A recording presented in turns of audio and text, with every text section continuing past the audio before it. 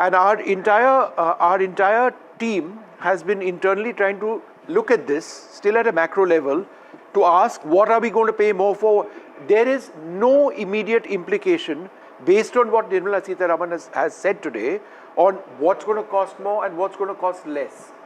It would be there in the fine print, but there's nothing obvious. No, a lot of import duty cuts have taken for example, place. on nuclear power plants till 2035, customs duties have come down, critical minerals customs duties have come down, biogas blended CNG custom duties are down, and components of civilian and defense aircraft custom duties are down. So they're trying to focus on critical sectors that they believe are strategic for them and reduce customs duties there. But no implication for the common person.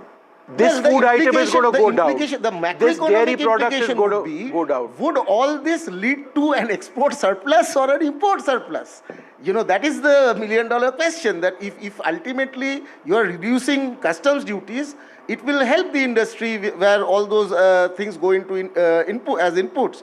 But whether that leads to a surge in exports, that's the critical question. So can I just summarize this by saying, and correct me if I'm wrong, taxes more or less remain the same. It's simpler now to pay your taxes, and your cost of living for the moment is essentially the same. I agree, and that is what industry wants. See, GST was the big piece. It has been announced. Yes. Income tax, honestly speaking, we are at a lower level than many other countries. Let us be clear. Now, what this budget does is that certain sectors where government believes they need support, which have been listed down, they have supported them. And they have overall simplified the laws. In my mind, more simplification could have still happened. In fact, if you ask me where is left, I was expecting more to happen. I was thinking of complete decriminalization. It does not happen. They have still kept the criminal process provisions.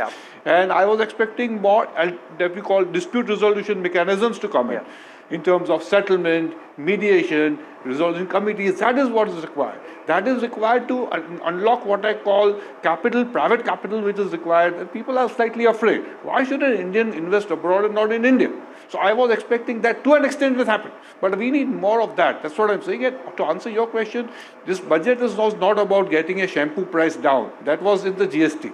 And on the custom fund also, I was not expecting, because we actually wanted to make in India for the world. So we don't want to reduce that also in the first place. So life goes on as normal. There is nothing here. I think the biggest thing is there is no burden on you. Positive. No, earlier, there is for no 10 years I was asked, what were you expecting? I would say, my God, my taxes increased. The good news is no increase has happened. No, so what is being done clearly is an effort being made to try and incentivize manufacturing in the aviation sector in India, because you've got customs duties on raw materials for manufacturing parts, maintenance, repair coming down.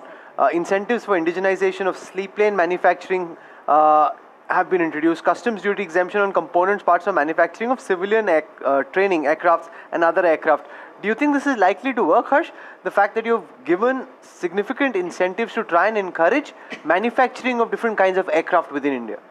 So I think industrial and trade policy requires to be very granular and nuanced. So if you're giving incentives, there are certain things where you actually have to reduce the import duties, and certain things, I agree with you fully, where the final product import duties have to go up. So duty inversion have to go. So I'm sure this has been probably discussed with the specific industry in question and only done then. So I don't think any and every duty cut is problematic for Indian manufacturing. A lot of it is actually very, very helpful. No, but I can actually offer a bit of an answer on this. Apart from Hindustan Aeronautics, it's several companies like Lockheed Martin or Boeing or Airbus which have tied up with Indian partners and are manufacturing for a global supply chain over here.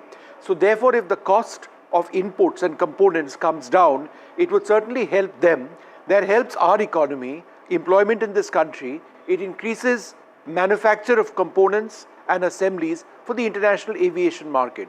But whether this actually results in Indian manufacturers building planes, I'm not sure. And can I just also suggest, this seaplane thing has always been a red herring.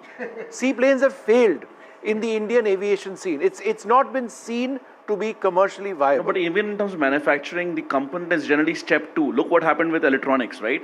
We first did PLI for basic assembly of cell phones. Right now, as you yourself said, we are doing components PLI. So once the assembly is there, then the ecosystem around it goes there. And then instead of a tariff, sometimes you can do a PLI. So you can do both tariff and a subsidy. So I think first is to get that manufacturing into India. The next step would be just as a piece of trivia, this is the third shortest budget speech. In 2020 it was 2 hours 42 minutes, 2019 was 2 hours 15 minutes. This one was just 1 hour 24 minutes. So it's her third shortest budget speech, and also indicating that it's business as usual. There's a signal of continuity, and she doesn't want to go on and on, as it were. She's kind of made her point. Now you deal with it. The markets are tanking, although there's been a bit of a recovery since. There's been a bit of a recovery since. But that's the way. She doesn't want to get into the details like she did when she spoke almost twice as much as she's done today, Radhika. I just wanted to come in, on this issue about the reduction in the customs duty. I think, yes, there is the long-term objective of improving manufacturing competitiveness, but also we have to look at this in the short term.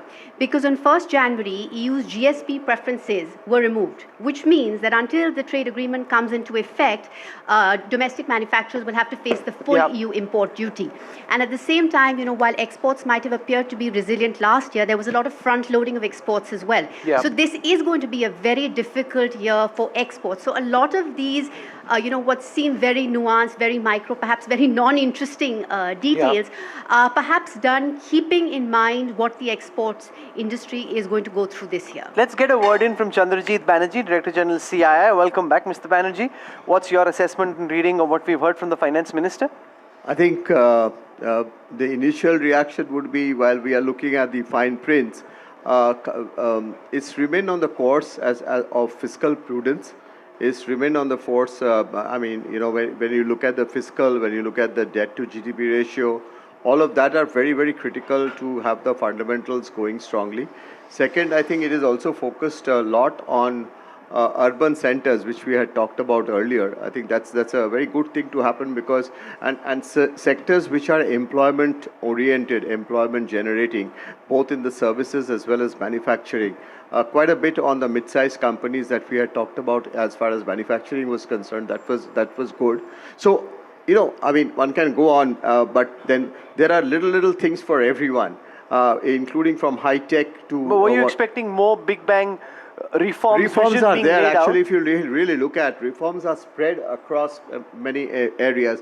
Reforms are also there. I mean, if you really look at it from the point of view of reforms, if you look at the banking sector, there is this high-level committee which has been formed. We need large banks. We need consolidation there. So one looks at that to be a very positive development. One looks at also even decriminalization on the tax part of it. There are many small areas of stuff. We were probably not seeing that much coming up in the bold, but it talk about now implementation is an issue in terms of disinvestment. We hope that one achieves the figure which was mentioned. She's left all the details away. Usually she'd announce a disinvestment. Yeah, but targets, defense spending. She's left all. Good to see the. She wants everyone to read her budget document. And that macro level presentation of which way we are heading is critical. I think the budget really needs to go into those details about, yes, whether the health is fine, prudence is there, and whether we will be able to navigate through the type of storms that we are looking in the headwinds. Skilling was very important. Look at the healthcare sector. I think that was a critical thing to have been focused upon. Very, very important. And I think ease of living is something that she really talked about and focused upon. And I think the logistics is another issue. We were talking about cost of doing business. When you are seeing logistics focus in the budget in terms of the freight corridors, and I think that's going to be another critical area to look upon. So all in all, I would think there are many things for spread across. And I think that's very interesting. It's a very different way it was presented. Ratin Roy, if the government says that the fiscal deficit will come down from 4.4, which we said and we achieved this year, to 4.3, is that good enough or is that not ambitious enough? That's perfect. Why? That's absolutely perfect, because what it does is two things at once. There is no need now to make non-inframarginal changes in the fiscal deficit. The 3% target has value because our financial savings are low. And if the center and the states take over 6% of GDP, borrowing from our financial savings, we don't borrow abroad for public debt, that only leaves 3% to the private sector. So this is to give space to the private sector. That being said, the private sector is not investing. As I said to your guest, raise your game. If you raise your game, I can say we lower the fiscal deficit to 3.9. But if government is going to do all the heavy lifting, then it should keep the fiscal deficit more or less constant. I think what she's done is absolutely right, because reducing it slightly sends a signal that yes, we can. Now, I want to make two comments. One is, this is the first budget speech in a short while, in a long time. I'm listening to where people from industry have come, maybe more will come. I'm not saying game-changing. I'm very comforted by that, because game-changing can't happen every year. So perhaps you should make this a practice and say game-changing only when the game changes. Second, there is a disappointment, I'm getting it now, from the international policy community. Not a big disappointment. They were expecting a framework for reforms. And this sort of scattershot, as you're rightly saying, reform signals, is something that will disappoint them, because the biggest thing, I think, in their view, holding back India is a reforms framework for progress ahead. That is not there in the budget. I don't believe it's the place to do it. But nevertheless, it's the only economic policy document we have.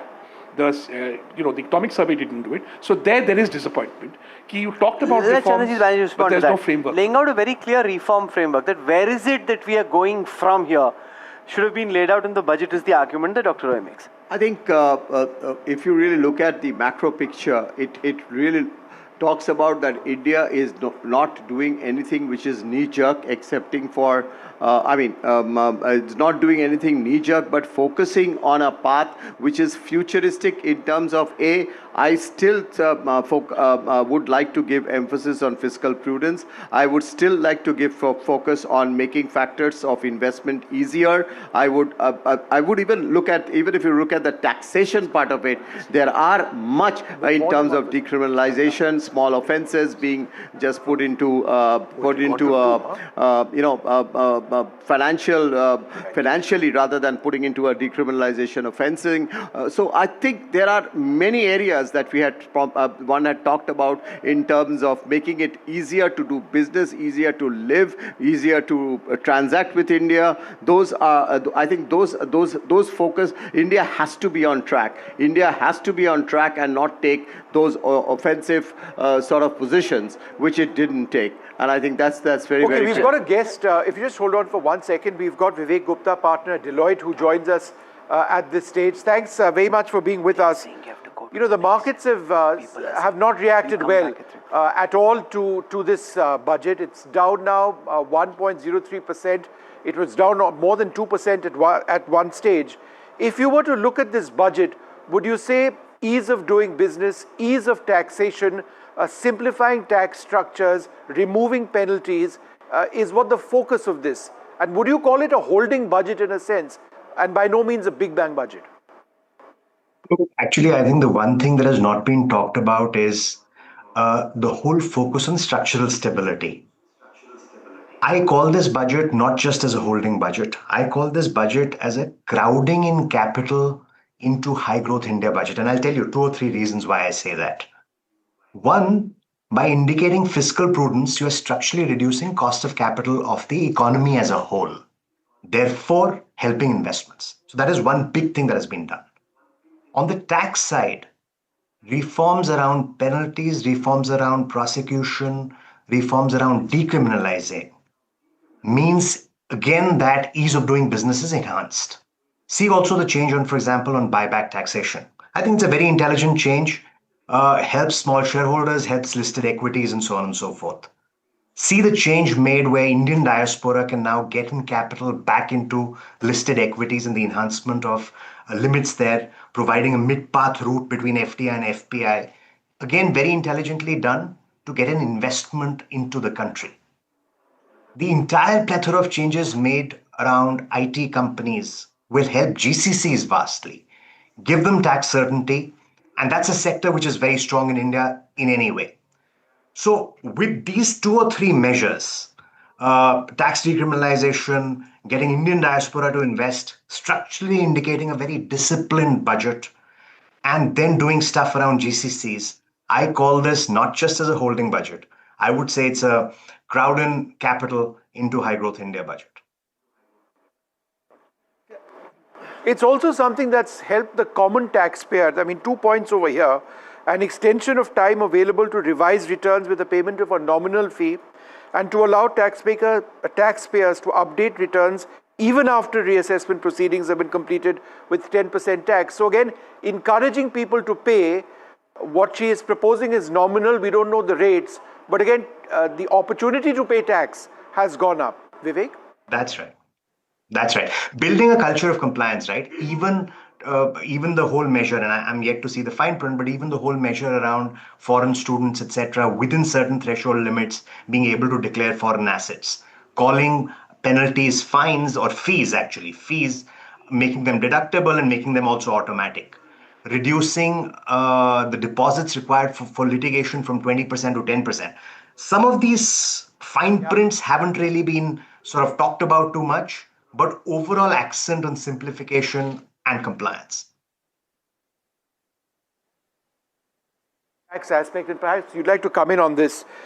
To provide a tax holiday till 2047 to any foreign company that provides cloud services by setting up data centers in India, this is huge. This is huge. This is actually huge. So break it down for us. So I think there are two parts of it, right? One part is that if you have already heard of some of the data center investments which are coming in and which have been announced. Google and Microsoft and many other hyperscalers, right?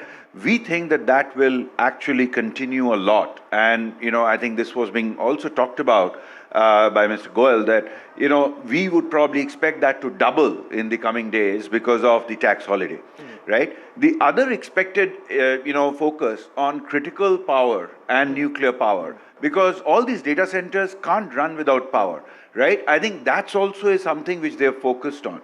And I think when they're looking at how they have looked at it has to be exported back, at the same time, how you look at, the data center services to be given, inside the country. I think that's also a very nice balance which they have been able to get in there.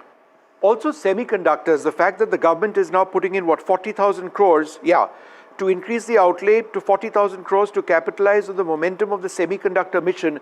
We keep talking about resilient supply chains, also manufacturing semiconductors and building our fabs over here. But we cannot have a futuristic electronics industry or manufacturing with that state unless we get semiconductors sorted, right? With or without China's help. Again, how would you look at the semiconductor mission? I think ISM 2.0, putting in 40,000 crores is an excellent decision. As I was saying, industrial policy is not just about tariffs, it's also about incentivizing key strategic sectors, and semiconductors is obviously one of them. Gradually, we'll go to the 2-3 nanometer kind of semiconductors manufacturing by 2030 or so. So now semiconductors, putting in more power reforms, as you were mentioning, getting in more investments in cloud. Remember, there was a conditionality there that it has to be geared towards Indian users. For those. So we'll have to read the fine print. But there is an element, I believe, of strategic autonomy there as well while getting in investments. So we'll see the fine print when we see that. This is extremely important to create the new AI economy because models are getting commoditized, as important as they are. But you cannot commoditize the semiconductor part, you cannot commoditize the solar electricity grid part. She spoke about when the Finance Commission, the fact that the recommendations of the Finance Commission have been accepted, the share of devolution stands at 41%. And a provision of 1.4 lakh crore rupees to the states for FY27, which is what the Finance Commission grants had recommended. We don't have the fine print yet, but that was supposed to have the potential of becoming a political hot potato. How do you think she's playing it? Well, it may, because you see, from the point of view of the southern states, this is all tied up with delimitation. Correct. So if the southern states have a grouse that they are essentially getting very little of the resources that they put into the center, and that is happening because A, the vertical devolution for all states gives the vast majority of the money to the center, while the heavy lifting has to be done by the states in terms of actual development expenditure, and B, that the horizontal devolution, the biggest weight in the formula is the inverse of per capita GSDP, some version. I was chief economist at 13th, I had mine, but it's essentially that. That means the poorer you are, the more money you get. What she has signaled is the vertical devolution stays where it is. So you're not expecting all states to get more money. Now, if the horizontal devolution does not change and give significantly more money to the southern states, the peninsular states, there's going to be a political firestorm coming. I think one part on the Finance Commission which is very important, we don't know the fine print, but the last one, 15th Finance Commission spoke about having a non-lapsable fund for the defense budget, which was not accepted. There's no mention of the word defense in anything over here. So I had tried that. I was very careful. But can I just say that generally speaking, there is not, in the last several budgets, no direct mention of the defense budget in what, it's always, so we'll have to see what if capital expenditure goes up. That's all that it boils down to. But even capital expenditure. But I was just saying that the non-lapsable part, if we can do, in the 16, we'll have to see what Dr. Extremely Panagari. bad fiscal practice. It is, you cannot participate. There is an Appropriations Act. There is a legal issue there. Yeah. It's a very good thing they didn't do it. You can't tie the government's hand and say. But at the same time, the Defense Ministry does need, for indigenization purposes, some flexibility to think beyond 1 year horizons in terms of capex. You see, the way it gets done in the Defense Ministry in terms of spends is because all of the services get an enhanced allotment now for quote-unquote emergency procurement. That money goes like this. So there's a lot of focus. And so orders take place there. It's the traditional way of getting orders done for defense, which takes forever. There's an L1 system of ours, right? And a whole lot of other things which are painfully slow. So the president of CIA, Rajiv Memani, now joins us. Mr. Memani, what is your best sense of the manner in which the finance minister presented her budget and the message she's seeking to communicate? There's a lot of what you typically expect with the budget, not made public, at least in her speech, and a lot of focus on Part B, which again is different from what we've seen in previous years. Yeah, and thanks Rahul. I think you're right. I think there was a lot of emphasis on Part A also. I think the way they laid out, the 7 focus areas that we discussed about, the focus on MSMEs and this 10,000 crore fund that's been created, the focus on infrastructure, at least 1.5 lakh, and some areas, and the high-speed rail, I think, is a good one because 80 to 90% of the value addition happens in India, and so I think the economic activity that it creates is within India is positive. I think on the municipal bonds, I think a lot of focus on the cities and trying to see how you can create, whatever 5,000 crores for cities above 5 lakhs, so they'll create a competitive process through that.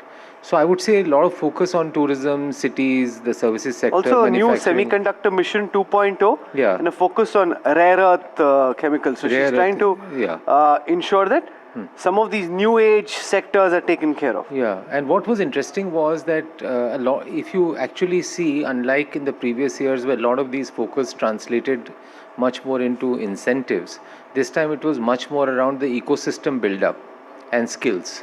So I think it looks like it's more, whether it was tourism, whether it was the other areas, I think that was, I think, positive. On financial on the financial sector also, I think the realization at least that now for the Viksit Bharat, a lot of things have to change, and hopefully this high-level committee gets set up quickly and they have good participation, and the changes that are required to be made on the banking side, I think that are made.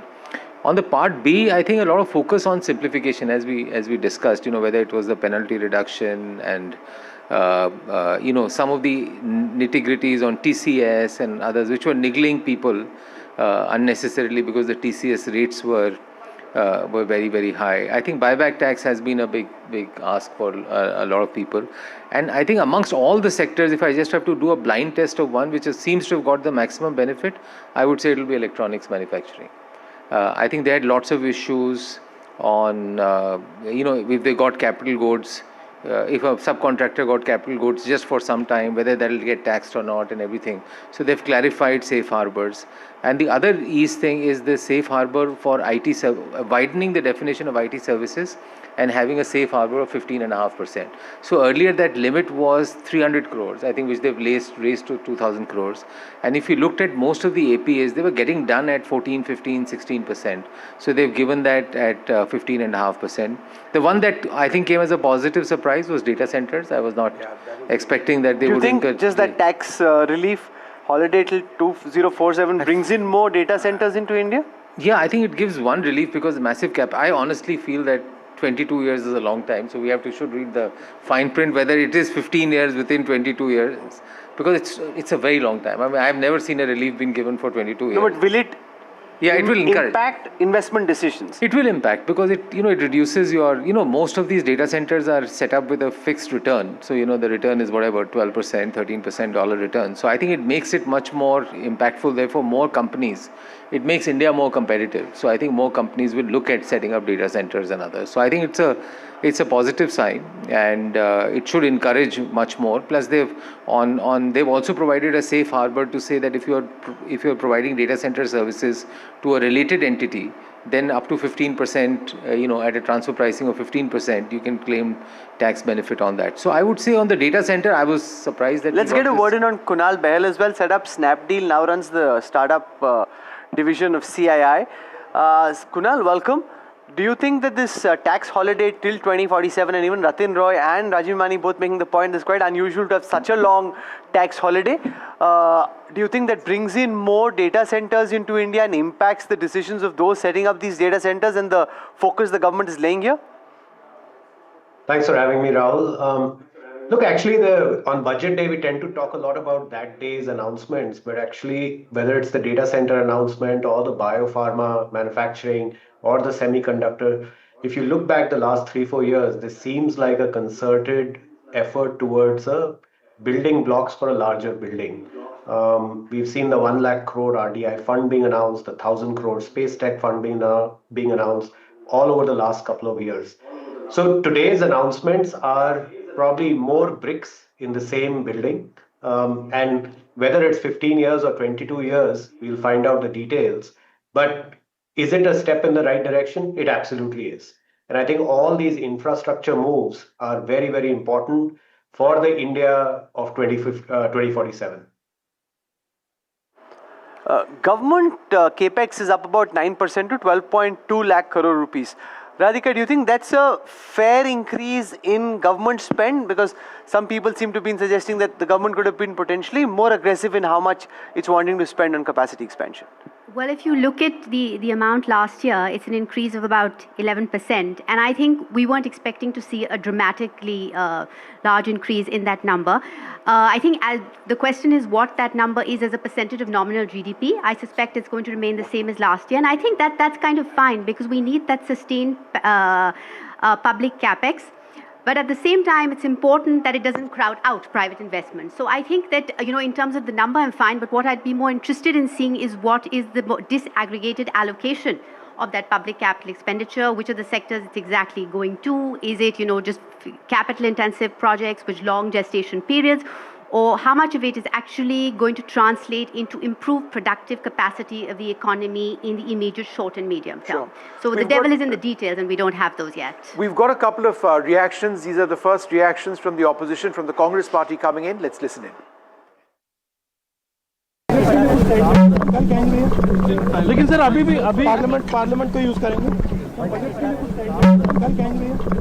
लेकिन sir अभी parliament को use करेंगे अब बताऊं यार details तो बहुत कम मिले ना जैसे कि 3-4 हेडलाइन थे लेकिन जब हम इंतजार कर रहे थे कि all India institute of Ayurveda कहाँ आएगी हमारे केरला में चाहिए हमें हमारे तो बहुत लंबी ट्रेडिशन आयुर्वेदा के लेकिन केरला का नाम नहीं सुना फिशर कोकोनट तो शायद केरला ही हो सकते हैं क्योंकि मेरे ख्याल में भारत का सबसे ज़्यादा बड़ा केरला कोकोनट प्रोड्यूसिंग स्टेट तो केरला ही है तो वो तो होना चाहिए वैसे भी फिशरीज़ में हमें कुछ बेनिफिट होना चाहिए लेकिन जब शिप रिपेयर के बारे में बोला और वाराणसी और पटना के बारे में बोला केरला के बारे में कुछ नहीं सुन सका तो ये सब हमें ज़रा सा आश्चर्यजनक है लेकिन ये भी कहूँ कि शायद डिटेल्स बजट डॉक्यूमेंट में होंगे हम पढ़ा नहीं अब तक सिर्फ भाषण सुने हैं भाषण में तो बहुत कम डिटेल्स है जो हमें ज़रूरी है बजट में कोई खास नहीं है प्रधानमंत्री और नड्डा जी सिर्फ ताली बजा रहे थे और बीजेपी का एमपी का भी समझ नहीं आ रही थी क्या हो क्या मैडम क्या बोल रही है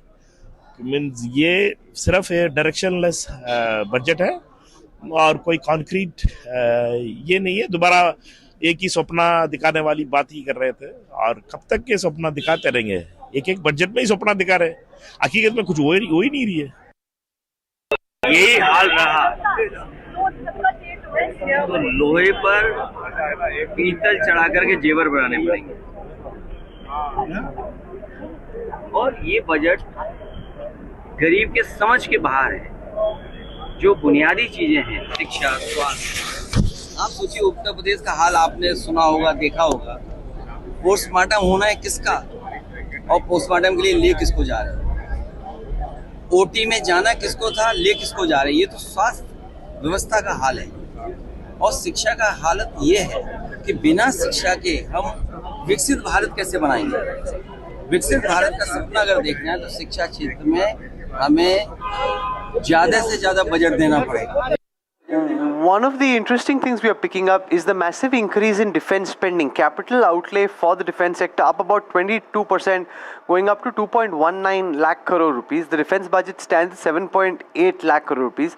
The big jump is in aircraft and aero engines from 48,000 crores to about 63,000 crores, but 21% increase.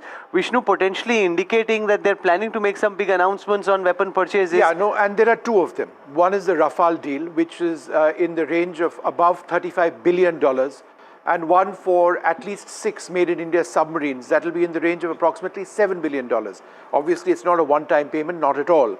But they are creating space for this because it's the biggest defense budget hike I have seen in many, I don't remember something, it's about 21%. No, but this also happens on the back of Operation Sindoor, showing the need to spend on buying new defense equipment. But that 21% hike actually does, we'll have to wait to see which amount of that is capex. I would suggest a significant amount for the first time. So this is welcome news. This is the capital outlay. So 21% I think 21% is the overall hike, but we've got a breakup of that. Of that, the capital hike as opposed to last time has gone up, right? The financial year 26-27 capital outlay is up 21.8 That's what I'm saying. To 2.19. So that's a very big hike. Okay, everyone's picking up some fine print. So since Rajiv Memani needs to leave, I'm going to get him to just, because you're getting lots of messages from your big team taking you through the fine print. So give us some of what you're picking up from the fine print which wasn't there and what the finance minister said. No, nothing that much in the fine print. I think obviously gift benefit has been the tax exemption, which was for 10 years. I think that's been extended to 20 years. Again, defense spending is strong. I was just just absorbing the budget speech in itself and the exact numbers. That's what I was looking at. But again, on the overall, I would say on the MSME side also, which we have, and the infrastructure side. One is this REIT and InvIT, and we'll have to understand more how will they use some of the PSU assets and government real estate assets into REIT and InvITs. I think that unlocks a lot of value. If they're doing that, I haven't seen any disinvestment numbers, but in terms of asset monetization, I think this could be an interesting way of looking at asset monetization. So we'll let Rajiv Memani leave for the time being. He'll come back later, but Ratin Roy? Yeah, I have some data now, which is quite interesting. Yes. So other than non-tax revenue, if you're looking at last year's performance, BE compared to RE, tax revenue, every other revenue source is down. And every expenditure source is also down, which essentially is something, by the way, is not unique. No, it's this not has happened unique. for the last 8 or 9 years. The government of India has been prudent by shrinking its total spending. Most people don't get this as a percentage of GDP. That's why I don't like this lakh crore nonsense. Defense budget, very interesting. There's a huge shortfall in the capital X RE compared to the BE, which means they weren't able to spend the money. So now they have made it proposed to spend it. I really hope they can spend it. No, but there's another detail over here. But if go I ahead. can just add to this, because you see, this happened last year as well, and that is why when we are the budget numbers which the finance minister is announcing, we are saying that this year she is saying 12.2 lakh crore she's going to, that's the public capex. For the last 2 years, the public capex, including this year, the public capex they are falling short by a huge margin. So these numbers don't have any credibility. And once the capital outlay falls short in 1 year, you are rolling over to the next year. By 3%. Yeah, so that's yes. Not a, so 3%. What happens is that your revenue is not, your revenue shortfall is also, because you have to keep your fiscal deficit within a range. It can't be brought down further because your private investment is not happening in that manner. And you can't increase it because your debt will go up. So this budget ultimately is all about playing safe. And you are showing a degree of complacency. Okay, let Mr. Mukundan come in on that. Can I call it fiscal prudence? That more of the same. Positive. He's calling it a play safe budget. Let Mr. Mukundan come in with his take on the budget. I really think what I said in the morning is what has been delivered. I said build forward. This is not a time for big bang, because fundamentally he calls it playing safe, but I say build forward is much sharper definition. And I also said in the morning, you're not going to come at one suite of, but it's going to be very targeted. It's going to be very specific sectors. If you look at where she's focused on biopharma, semiconductor, rare earth, chemical parks, high-tech tool room, construction equipment, container manufacturing. I mean, each one of them is very sharply targeted. And on the capex point, I just wanted to the spending which you're talking about, we have stopped doing annual expenditure numbers. In capital, what happens the moment it slips into next year? So normally what you do is a rolling average, so that you take a 3-year, 4-year rolling average, which is really the way you should look at it. Some years will be lumpy, some years will be down because some projects have taken a bit of time. So I think we should give that much of a sort of a credit, go through these numbers in a much more detail to understand where it is coming from. I think the key point which we've been highlighting is on MSME. I think this point about linking threads with gems, use of threads to give credit to MSMEs, the credit guarantee for MSME, I think we have not actually focused on how much it's going to work towards bringing up the health of MSME, which is a big issue. And in terms of the 7 sectors she's laid down for economic growth, she focused on 3 areas.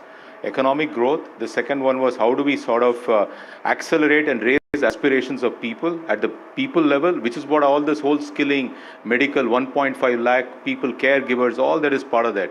And lastly about Sabka Saath, Sabka Vikas, which is about underprivileged people.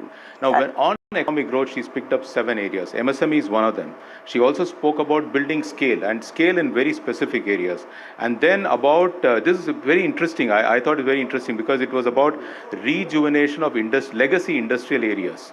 200 industrial will be rejuvenated, and I think it's needed because when you go to some of the old industrial parks, they are not up to the mark in terms of technology. And the whole issue on infrastructure, again, I think 12.2 or number I picked up, I think it's a bigger number than last year. We can say it should have been more, but that's where it is. Lastly, I think one of the areas we've been highlighting is India will urbanize. And we have to bring vibrancy in our urban centers. And the city economic region, as she calls it, CER, it's a new term, but fundamentally it's about making cities a more viable, more vibrant places. And also part about financing, about the municipal bonds, 1,000 crore, I think it's excellent. I think in many ways... See, the debate is, those are all very pious intentions, all of them. I am giving you one simple example. What is wrong with it? Now, when you commit 11 lakh crore, 12 lakh crore, and then you end up, by the end of the next budget, you end up spending 1 lakh crore, 2 lakh crore less, then what happens is... It's not 10-20%. No, wait. It's only 3%. No. Wait. You compare it with what happens. This is happening year after year. So what happens, I'll give you a concrete example. Suddenly now there are going to be 7 high-speed railway projects. By the way, Kolkata is left out. For Delhi, Kolkata is the busiest corridor, it is left out. But anyway, Varanasi gets 2 projects, but fine. Where is the first high-speed rail project today? And why, when was it announced, this bullet train? When was it announced? Till date, we have not seen the first bullet train in India. No. And 5 more projects are being announced. So, fine. If you are saying, why are you against the announcement? No, I want hundreds of high-speed rail projects. Just look at where China has gone with high-speed rail projects. Okay. My point is that don't just do this jumlas in the budget. When you are saying you are announcing a project, you complete that project. And let them people benefit. Let him respond. No, I just think, the word jumla and all, I don't want to get into that. I think fundamentally good thoughts, good words, good deeds. That's what we believe in as private sector, and that's what government also should believe in. I think firstly it starts with thinking about where you want to go, then it's come out in words. But effectively talking about the 7 high-speed corridors and also speaking about the first corridor, obviously we have made land acquisition a very difficult part even for the government. I think it got stuck because I have actually traveled on the construction which has happened, and it is actually fairly impressive. You come to BKC and see this entire terminus which is being built right in the center of BKC for the first, the high-speed rail. It's completely new. Okay. So I think I would say the work is happening. And I understand where you're coming from. We all want things to happen faster than they are, yes, which is really what industry is also saying. From ease of doing business, we need to go to speed of doing business. And for speed of doing business, you need to remove many of the irritants. And if you look at exports, what has she done? Entire touch-free digital custom clearance.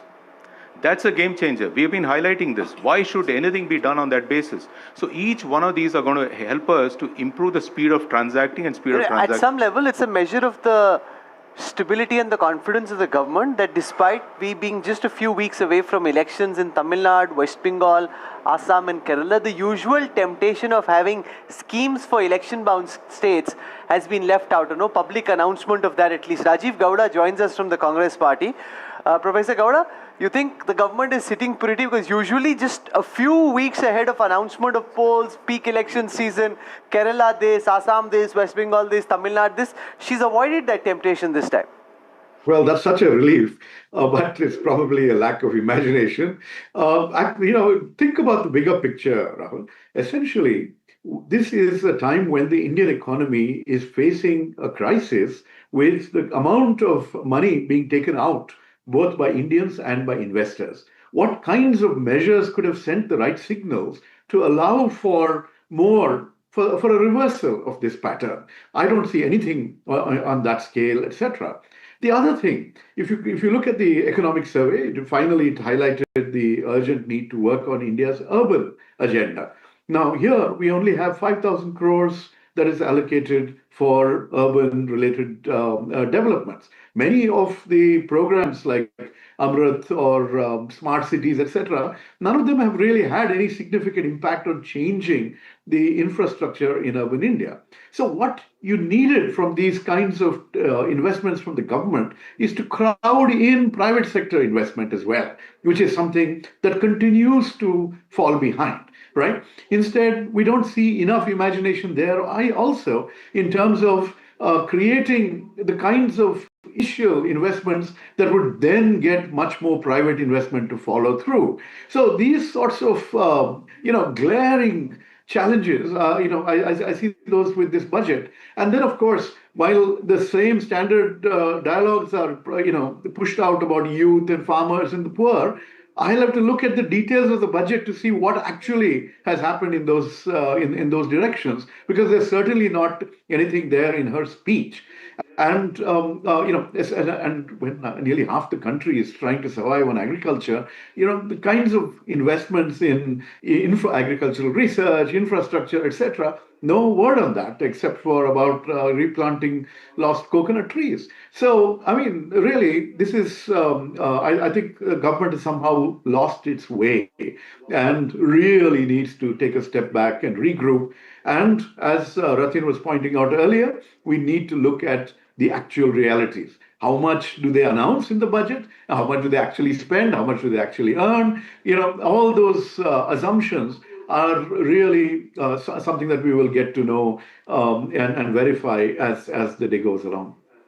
But the markets, since we spoke last, Harsh, seem to have recovered quite a bit. They're almost down 1,800 odd points, now about 500 odd points down. No, I think the other points about people of Indian origin can invest bigger amounts, the buyback tax. I think F&O obviously applies more to the capital market derivative segments, so brokers, exchanges. But I think the broader picture of fiscal stability, macro stability is weighing in. I think it's now over to RBI. 4th to 6th February is the MPC meeting. One very quick point I would say, the budgeted estimate for capex in FY26 was 11.2 lakh crores.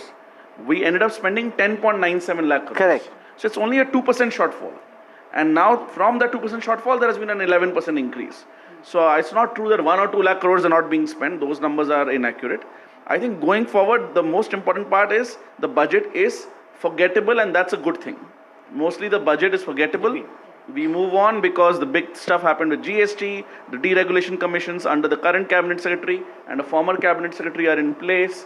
And then we have the monetary policy and we have trade agreements. So if we have forgotten this day after a week, it's not such a bad outcome after all. Mr. Basa, how is the semiconductor mission so far coming along? They've announced a Semiconductor Mission 2.0, also laying a lot of emphasis on full stack design work happening in India. What is your assessment of the first phase of what we've seen on semiconductors? So I think the first phase has seen the right kind of moves. Also, I would see the investments have gone in as expected. And if you look at the semiconductor ecosystem, there's a lot of focus around the ecosystem also, because you need the talent ecosystem. It's not just enough to say that I would like to have design capabilities. You need designers to come in back from many of the other countries to build a career in India. And for that, the ecosystem is required. And if you look at some of the other things which they're trying to do, you have to also support it with the rare earth piece. You also have to support it with what you're doing on the overall engineering skills program. When we are talking of some of these skill building issues, I think it's very critical for the wave 1 and of course for the electronics piece for the wave 2 as well. And I think the other thing which you should also look at is, we have been talking about these capex programs. Now, if you think of what they have talked about, restructuring of power finance and REC, that can have the potential to unlock deep, capital pools which can go into some of the other sectors which would be talked of. And I think those can be really game changers for it. So I again think that, yes, the budget has a lot of it for a lot of sectors, but it's not really unrelated. If you look at all of them, they're somehow being related, whether it is, the focus of longevity to health, whether it is the semiconductor and the rare earth, or the, import of high-tech tools, the infra equipment which is coming in. All of those are very related, things.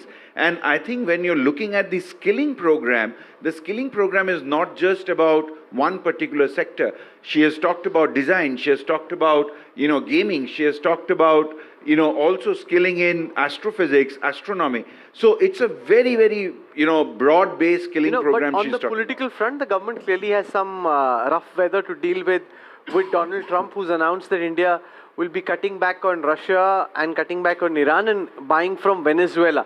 So a lot of these hush policy announcements apparently made by the Indian government being made publicly by Donald Trump. And he just keeps doing it again and again. Well, we live in a world where we live in, so, where the dominant power has given up its own adherence to the so-called rules-based order. But again, coming back to this budget and how those, the fact that Venezuela oil would be sold to India and India is gradually buying less Russian oil shows that we are going towards some kind of trade agreement with the US. Is it being done in great fraternal spirit? No, but it's better than not having a deal. And it's a good follow-on to the EU deal, because now we are also negotiating from a point of strength, which is what Piyush Goyal mentioned to Vishnu yesterday, that we are not negotiating from any deadline. So yes, it's what's your unfortunate best sense of what Trump makes of when Piyush Goyal and the Indian government and the EU get into a trade deal? How is he decoding this from what you can tell? If I go by Truth Social, he doesn't decode, he reacts. So, decoding would be a massive increase in intelligence of the US president, which is at the moment unfortunately not available. So he will react in the way he usually does. He has looked at the deal. He has made one churlish comment in it already. Scott Bessent has, in fact. Scott Bessent has multiple times. Has made a churlish comment, but I think we are doing absolutely the right thing for a change. I've been very unhappy with Indian foreign policy for a while because we've been talking too much. All this Indic and Vedic can go forward and do this, or hum great hai. Now we have shut up, and that's a very good thing. And the way we are dealing with Trump is just right. Keep quiet and do what you have to do, and you'll be good. I want to make a very quick, data point on the thing. Disinvestment for the 10th straight year in a row, they have missed their modest target, and they've raised it again. Long term, that means you cannot expect the government of India to raise revenues to disinvestment. Taxes are maxed out, so we are now a revenue-constrained economy. There is not going to be any money going forward to expand the size and scope of government in any significant way. I personally think that's not a bad thing. I don't think we should be expanding government beyond where it is. But now we have maxed out all our sources. So, and a bit of good news again, committed expenditure, which is expenditure the government has to make on GST compensation, on wages and salaries and stuff like that, that has come down slightly this year for the first time. That means the government's fiscal headroom has gone up a bit, and that's again a good thing. Finally and ominously, Finance Commission grants to the states have gone down by 15% this year, and that is not a good thing politically at all. It will make the southern states really mad. Can I also just say, I've got a few more data points on the defense budget going up. A part of it has gone up from 48,000 crores to 63,000 crores. That is aircraft and aero engines. Now, aero engines are the holy grail of defense manufacturing. We have failed to do this for decades. We are now in an advanced deal with General Electric and are negotiating with Safran of France as well. This is for profound technology transfer, which feeds into our Atmanirbhar ambitions. So that has been outlined. So a key part of this defense deal is that there are three components. One for aircraft, which is possibly the Rafale deal. One for submarines, as I understand it, and it mentions aero engines. So that is where this negotiation will carry forward into a proper deal. Sunil Mathur now joins us, CEO, Managing Director at Siemens Limited. Mr. Mathur, your reading of the budget and the focus that's been made on cities and trying to make India urban in a way that sees ease of living? Yes, I mean, the reality is our big cities are bursting at the seams already. They are high cost, they are terrible on logistics, and they're difficult to attract talent for. And therefore, following models around the world, the only alternatives that we do have for an inclusive development is to move manufacturing out of the cities into the more rural regions. But that will require these rural regions to be upgraded in their infrastructure. And they will need roads, highways, access, they will need electricity, they will need upskilling of talent over there. And I think this is a step in the right direction. It's a long journey.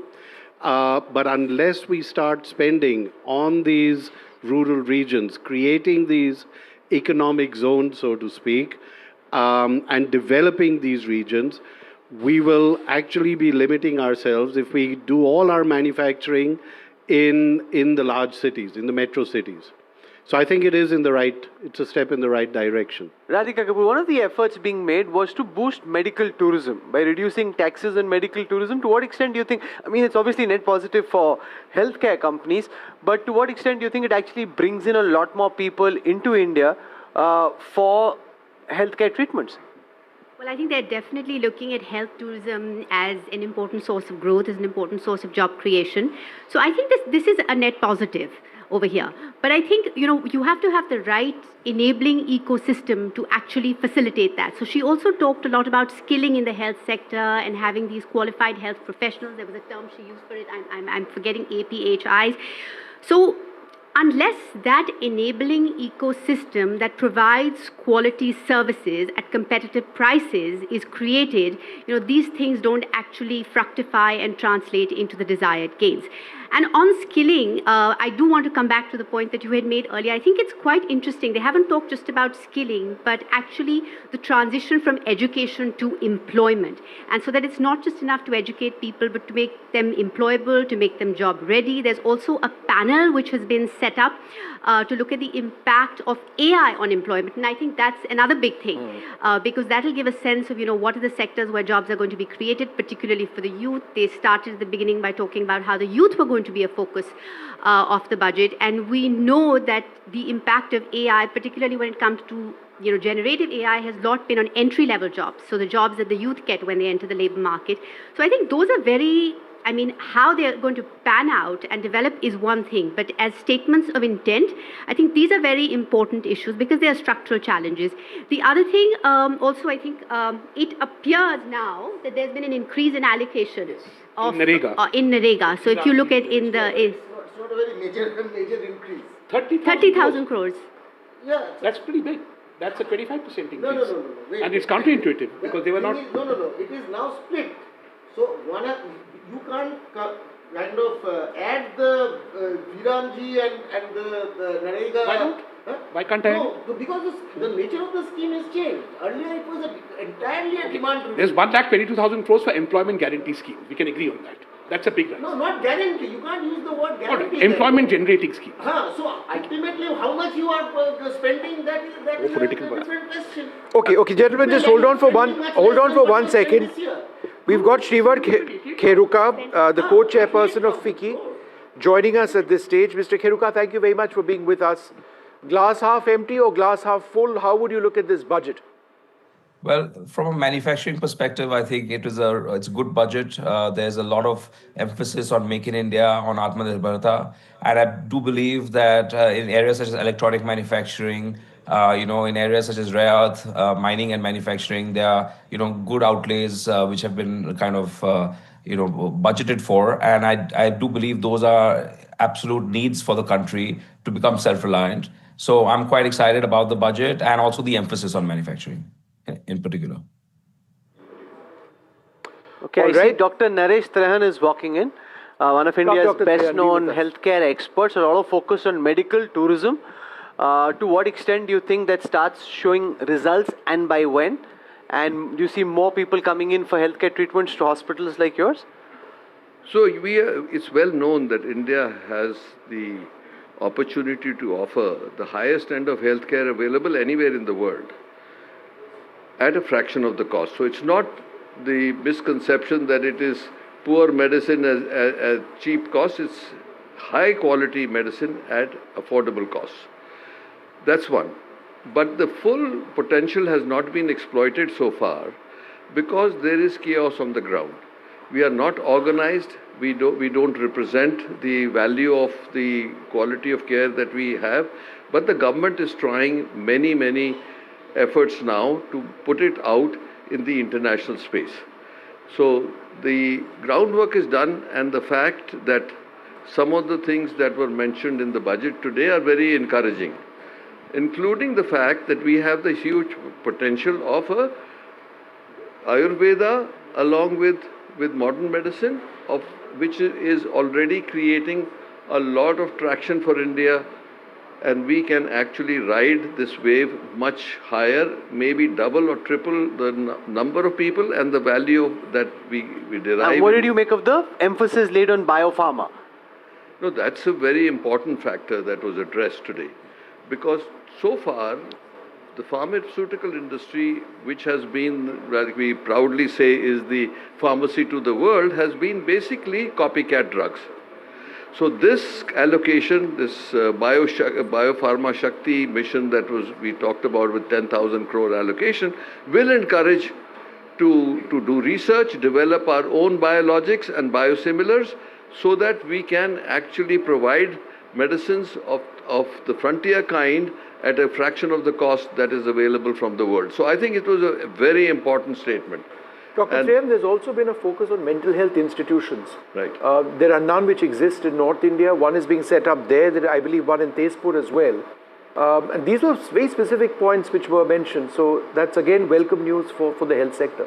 It is, no question, because this was one of the ignored sectors in North India especially. The South, Hyderabad and all these places, Bangalore and all, already have mental institutions. We didn't have any except for the old variety in Agra.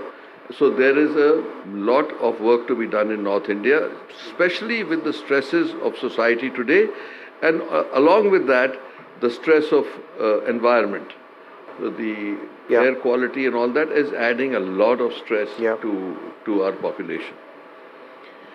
I think one of the things where I was a bit disappointed, I would say, on the healthcare side is that there was a lot being talked about medical tourism. There was also, if you look at the previous budgets, it was all about access and affordability. But we didn't hear too much about the digital health infrastructure. Just like we are saying, if you look at overall India's growth, digital public infrastructure and the fintech industry and how it has taken off, on the medical side, we didn't hear that much on the digital health infrastructure, which I was expecting. But can I just say, because I've got the points on health with me, apart from what Dr. Sitharaman referred to, there's a lot which was actually announced. Existing institutions for allied health professionals to be upgraded, 1.5 lakh caregivers to be trained in a coming year, right? That's huge. Hubs for medical value tourism to be created, 5 regional medical hubs. As was mentioned by Dr. Sitharaman, Ayush centers are coming up. Hubs to provide diverse job opportunities for medical service providers. This is actually one of the areas where we've seen more than... more than that, what was mentioned was that there would be a committee formed that looks at education, skilling and employment. Right. So this whole stack becomes very meaningful because they were disconnected. So if you are going to start the programming at schools, skill development soon after that, and then, because there's a huge need, not only for India, but for the world. Yes. And like they said, she said that there will be 1.5 lakh caregivers required, not only to serve the Indians, but the whole world is hungry for them. Yes. Because there is an aging population. We are the only ones in the world who have a young population with requirement for skills that can be actually leveraged for the world. The one thing that's becoming a political issue is leaders of poll-bound states, the likes of, say, Mamata Banerjee, Kanimori, all of them attacking the government, saying that hamare state ko kuch nahi diya. And that was Usually what we see, Dr. Roy, right before an election, in the poll-bound states, they have these announcements which economists like you don't like. But she's shunned that. Naturally, she'll come under political attack as a consequence of staying away from that kind of populism. Well, they're underestimating the Prime Minister. I'm not necessarily a fan of what he does. He's never announced SOPs in a budget. They announced just before the election, sometimes in contravention of ethical rules, like in Bihar. Maharashtra, my own state, he did it just before the election. Bihar, he did it. Second, he's also pragmatic. You go to Tamil Nadu, you start announcing SOPs, they're not going to be impressed. So you're not going to win like huge amounts of brownie points. And Bengal, I want to be very polite about Bengal, considering my Bengal. I think there the rough and tumble of elections is what determines election victories and defeats. I don't think particular SOPs or otherwise determine it. It's very red in tooth and claw. So quite rightly, there was no need to take that economic angle in this budget, given the nature of the states. And you can do it later, Harsh. And in any case, if they wanted to do it, they do it 1 month before. 10,000 rupee transfer happened just a few days before polls were announced. The budget. It happens just before the election. So it catches eyeballs. That's electoral. But naturally, the opposition so will. long as it's within the model code of conduct. That's how elections are run. But I'm actually quite happy that more of the welfare spending is going on the state balance sheet as opposed to the union balance sheet, because they are more targeted. They're more easier to identify people who deserve that. Often they are women of a particular below a certain cutoff. So I think this is the fact that the union government in the last decade has focused much more on capex, and much more of the welfare schemes have gone to the state governments, is actually overall an excellent development. And there is some research that there is nutritional benefit to some of these cash subsidies, in-kind subsidies. So sometimes we have a tendency to dismiss all of these welfare schemes very lightly, but there is a real benefit to that on the ground as well. So the other thing that was included was the care for the elderly and geriatrics. Very important.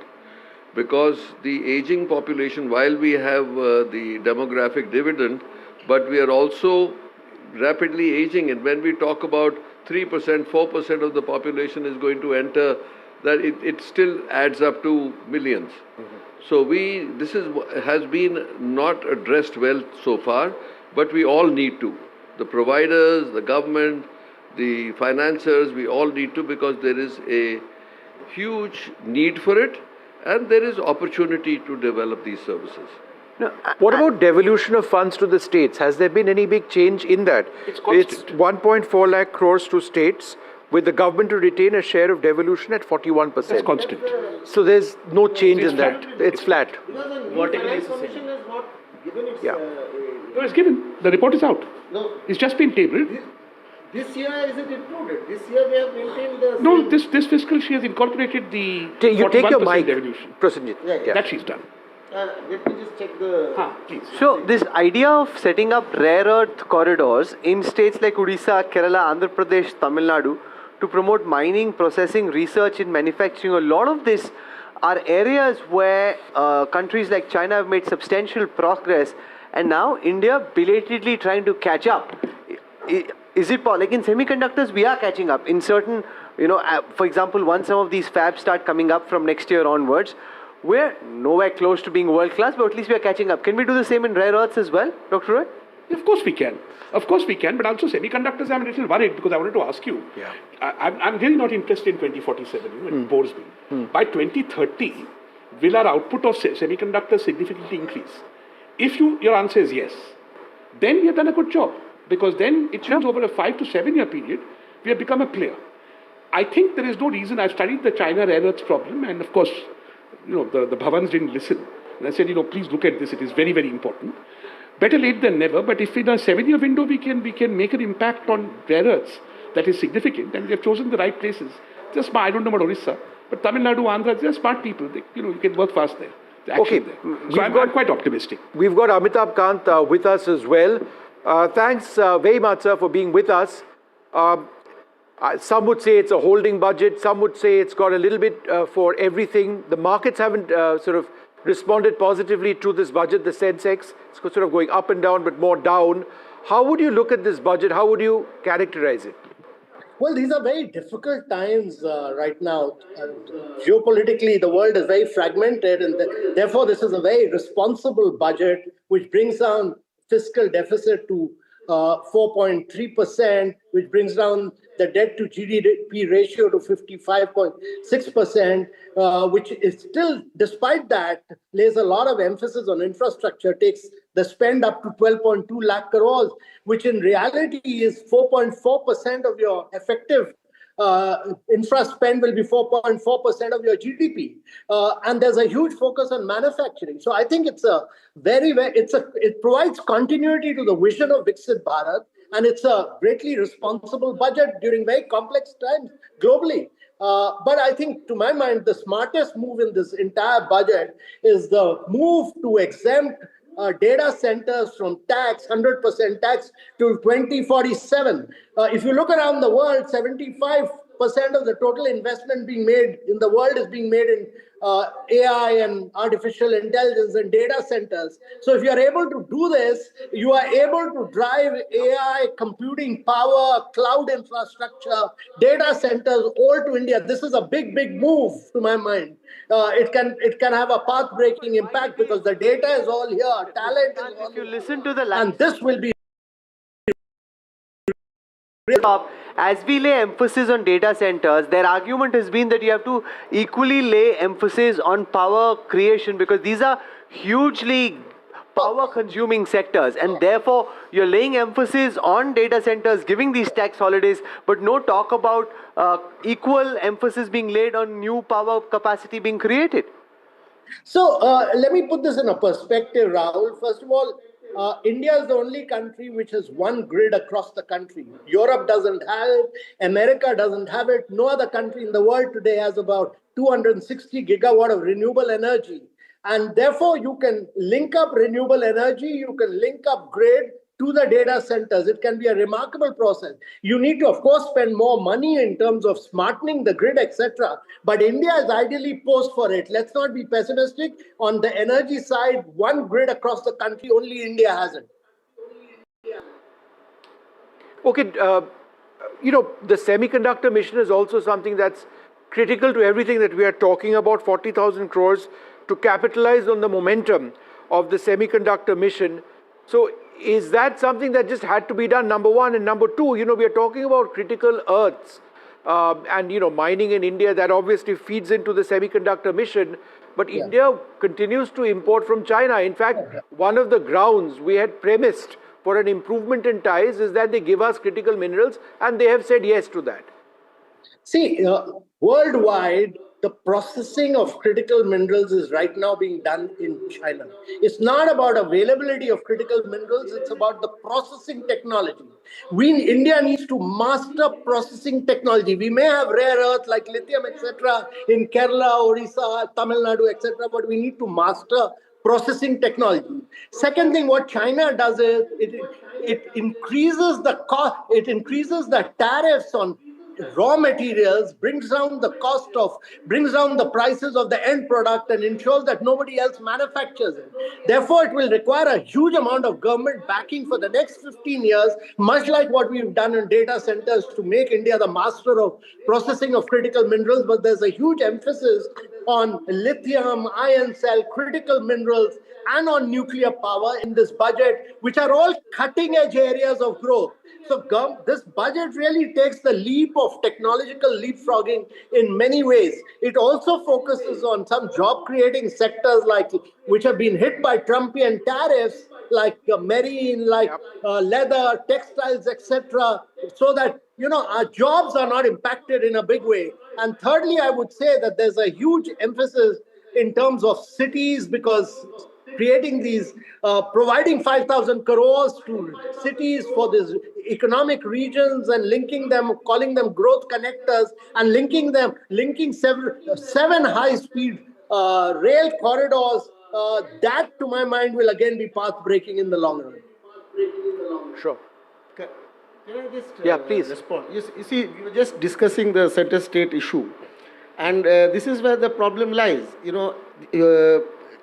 If you look at the Finance Commission recommendations, they have just held it at the same level. So she has just done what the Finance Commission has recommended. So there is no change. But the real problem is, and that is where the capital outlay becomes very significant. Whereas its own capital expenditure, there is a shortfall, as he correctly mentioned, it's a minor shortfall. But in terms of grants in aid for creation of capital assets by states, there the shortfall is huge. It is enormous. It is over, almost over 1 lakh crore. Yeah. It's over 20%. So that is the problem. When you are saying that it is good that the states are being asked to do welfare and the government is rationalizing on that and focusing on capex, but the state governments also need to spend on capital expenditure. And you are absolutely right, because the state governments are responsible for far many things which are closer to the lives and livelihoods of the people on a day-to-day basis. Now, if you are falling short on capital outlays for the states, and I'm sure that is not something that the Finance Commission is prodding them to do, they are doing it because they are not being able to generate revenues to share with the states adequately. So I think that is where I am the main critic. My critique remains that this is a very complacent budget. The government thinks as if the way we are going is fine and this is going to Okay, let's get a response to on the revenue side and constraint. I mentioned it at the beginning. We will have a new GDP number on 27th February. So the 55.6% FY27 union debt to GDP is a target as per current GDP estimates. If that number goes up by 5%, 7%, 8%, mechanically your 55.6% overnight becomes 52%, 53%. Remember, the target is 50% plus minus 1% by 31st March 2031. So the government then has enough fiscal space to not only not consolidate, but slightly be expansive in its fiscal policy as well. So again, we'll get to know this within 4 weeks. And that could be one trigger for more devolution to states as well. This is, you're saying nominal GDP will be higher than we are estimating now. I think it's then very inflation would have been higher. I think it's very much possible that the GDP... Then inflation would have been higher. So that's No. The GDP rebasing that is going to be announced from 27th February... That's real GDP. No, I'm taking a nominal GDP as well. You don't rebase nominal GDP. It is what it is. You rebase real GDP.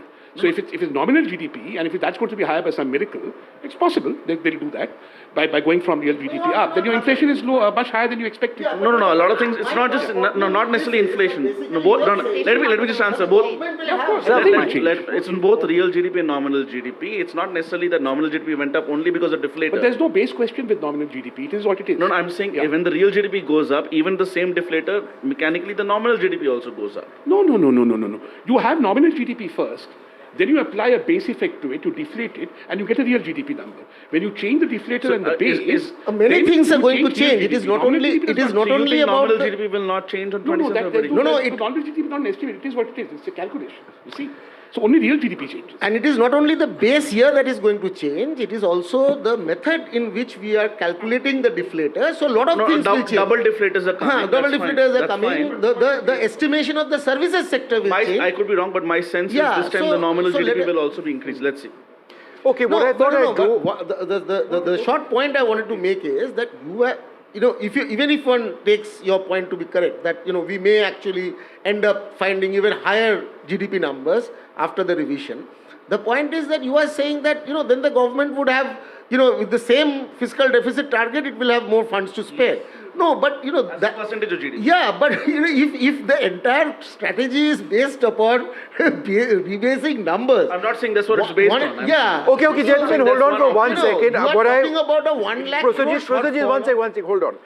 I thought what I would do for the benefit of our viewers just tuning in, as we get into the real micro details, is to outline 5 areas where there have been significant changes. It's a somewhat unusual budget in the way it was presented. We aren't, for example, talking about tax rates that you and I are going to be paying. We're looking at tax in a very different format. However, the areas where Nirmala Sitharaman has really made a mark is capex. That's gone up to 11 lakh crores. Capital expenditure critical for the India growth story. The semiconductor mission has seen an investment of 40,000 crore rupees. So again, that's an area which tied into the rare earths policy of the government is very important. That's critical for manufacture. It is critical for electronics as well. Health found very detailed mention. There was a detailed mention of health when it came to setting up new centers, when it came to biologics, the pharmacy industry in India, as it were, and several other areas. improving the efficiency of health facilities across the country in areas of excellence.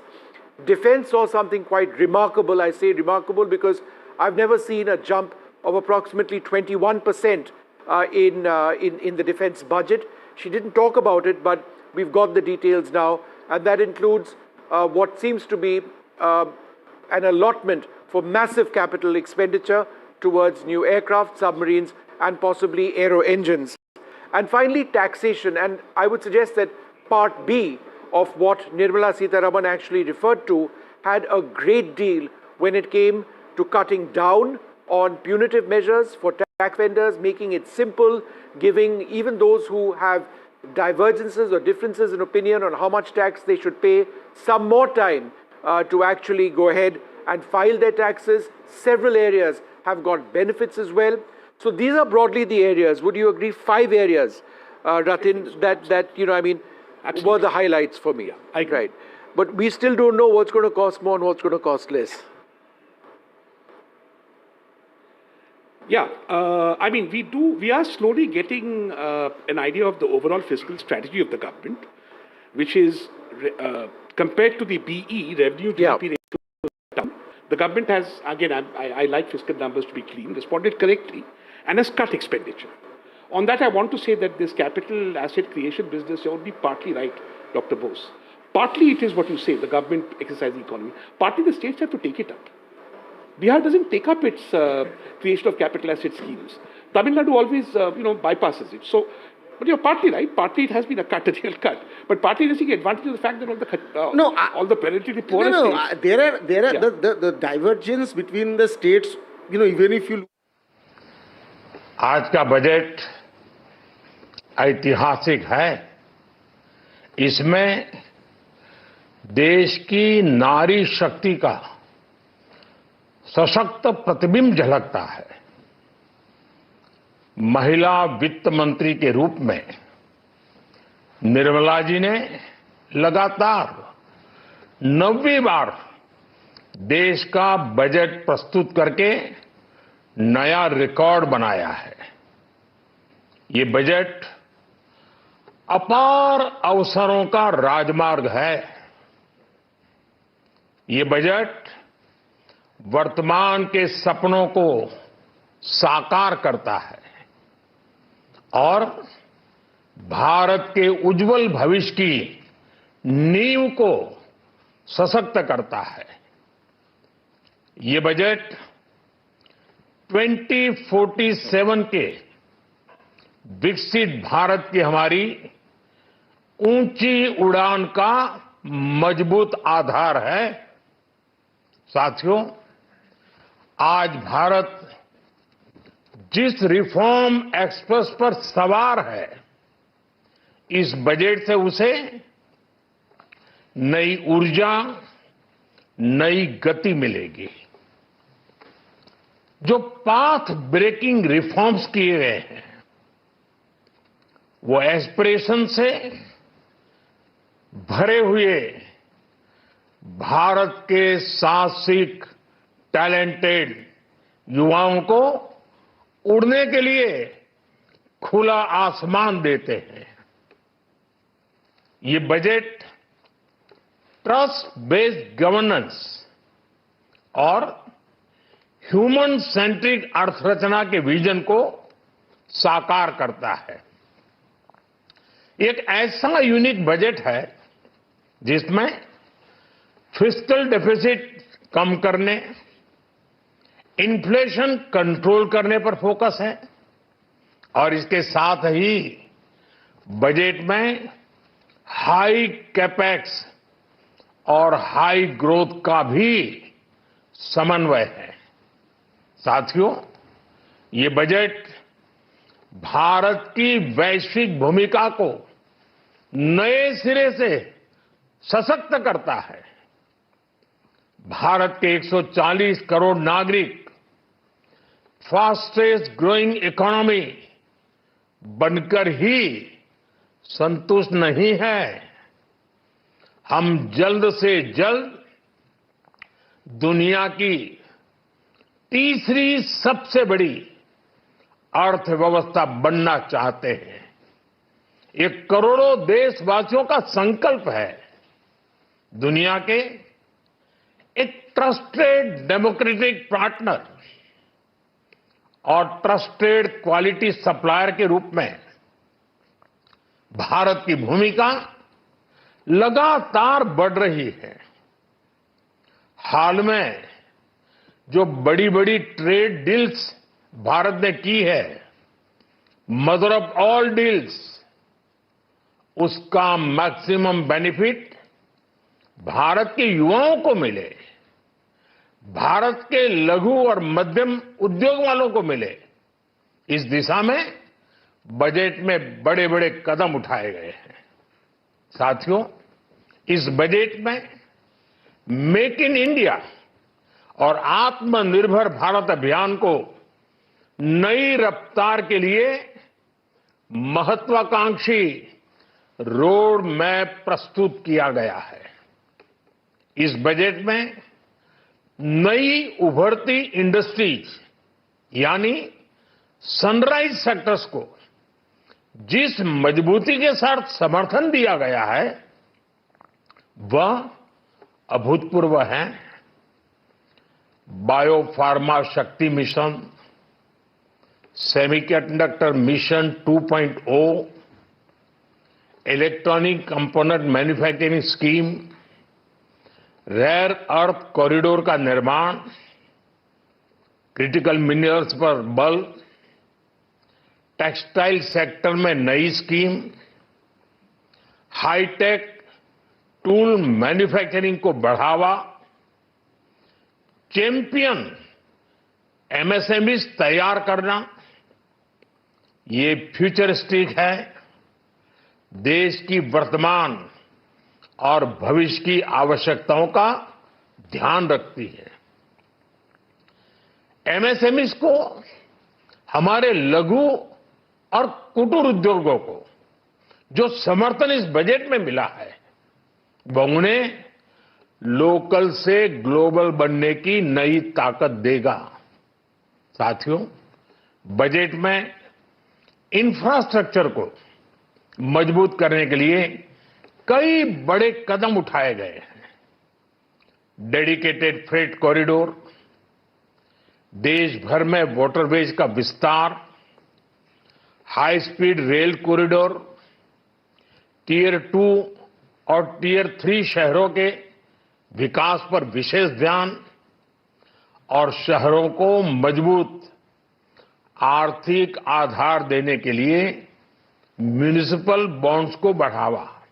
ये सारे कदम विकसित भारत की यात्रा की गति को और तेज करेंगे। साथियों, किसी भी देश की सबसे बड़ी पूंजी उसके नागरिक होते हैं।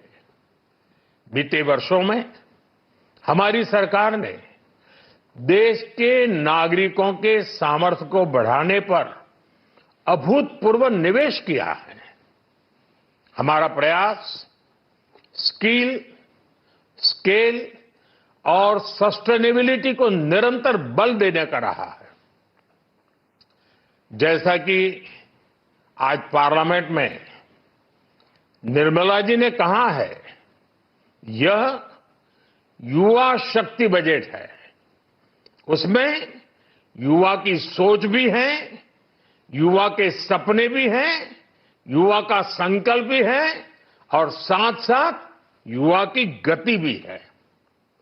बजट में जो प्रावधान किए गए हैं उससे अलग अलग सेक्टर्स में लीडर्स, इनोवेटर्स और क्रिएटर्स तैयार होंगे।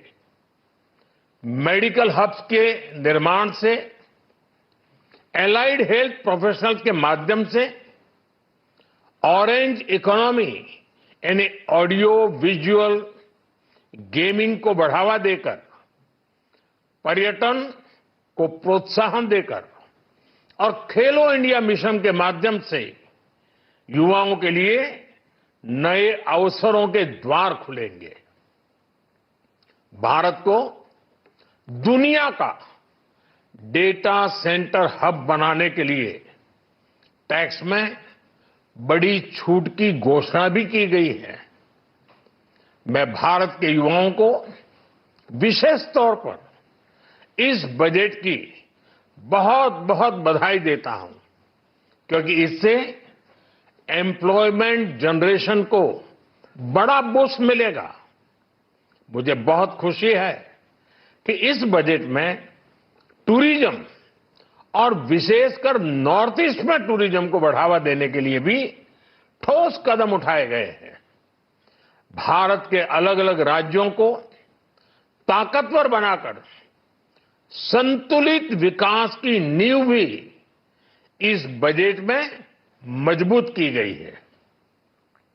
साथियों, हमारे देश में 10 करोड़ से ज्यादा महिलाएं सेल्फ हेल्प ग्रुप से जुड़ी हैं और बड़ा सफल अभियान रहा है।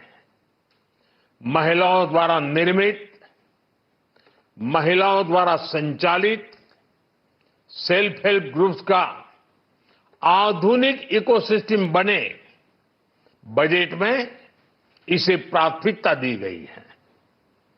कोशिश यही है कि हर घर लक्ष्मी जी पधारे। हर जिले में छात्राओं के लिए नए हॉस्टल बनाने का अभियान भी शिक्षा को सुलभ बनाएगा।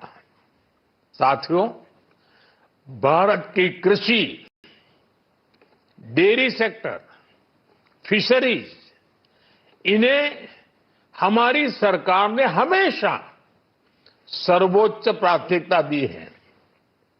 इस बजट में भी नारियल, काजू, कोको और चंदन की पैदावार से जुड़े किसानों के लिए अनेक अहम कदम उठाए गए हैं।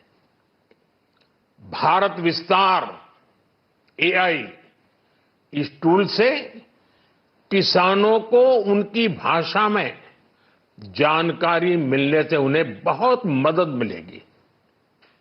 फिशरीज और पशुपालन में उद्यमिता, उसको बढ़ावा देने से गांव में ही रोजगार और स्वरोजगार के और ज्यादा अवसर बनेंगे। साथियों, ये बजट एम्बिशियस भी है और ये बजट देश की एस्पिरेशन को भी एड्रेस करता है। मैं एक बार फिर निर्मला जी और उनकी पूरी टीम को इस फ्यूचरिस्टिक बजट के लिए, संवेदनशील बजट के लिए, गांव, गरीब, किसान का कल्याण करने वाले बजट के लिए बहुत बहुत बधाई देता हूं। बहुत बहुत धन्यवाद।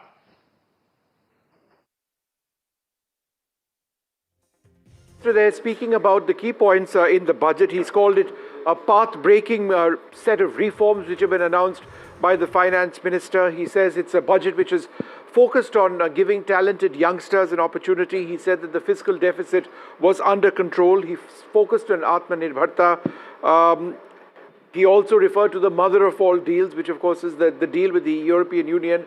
You can take a look at the markets. They've not reacted well. It's once again, it's gone down sharply to about 930 down, has the Sensex. We are joined by a very special guest, Jayant Sinha, with us. Thanks very much for being with us. How would you look at this budget? Would you say that it is something that nurtures path-breaking reforms like the Prime Minister said? Is there enough of management of, for example, the fiscal deficit?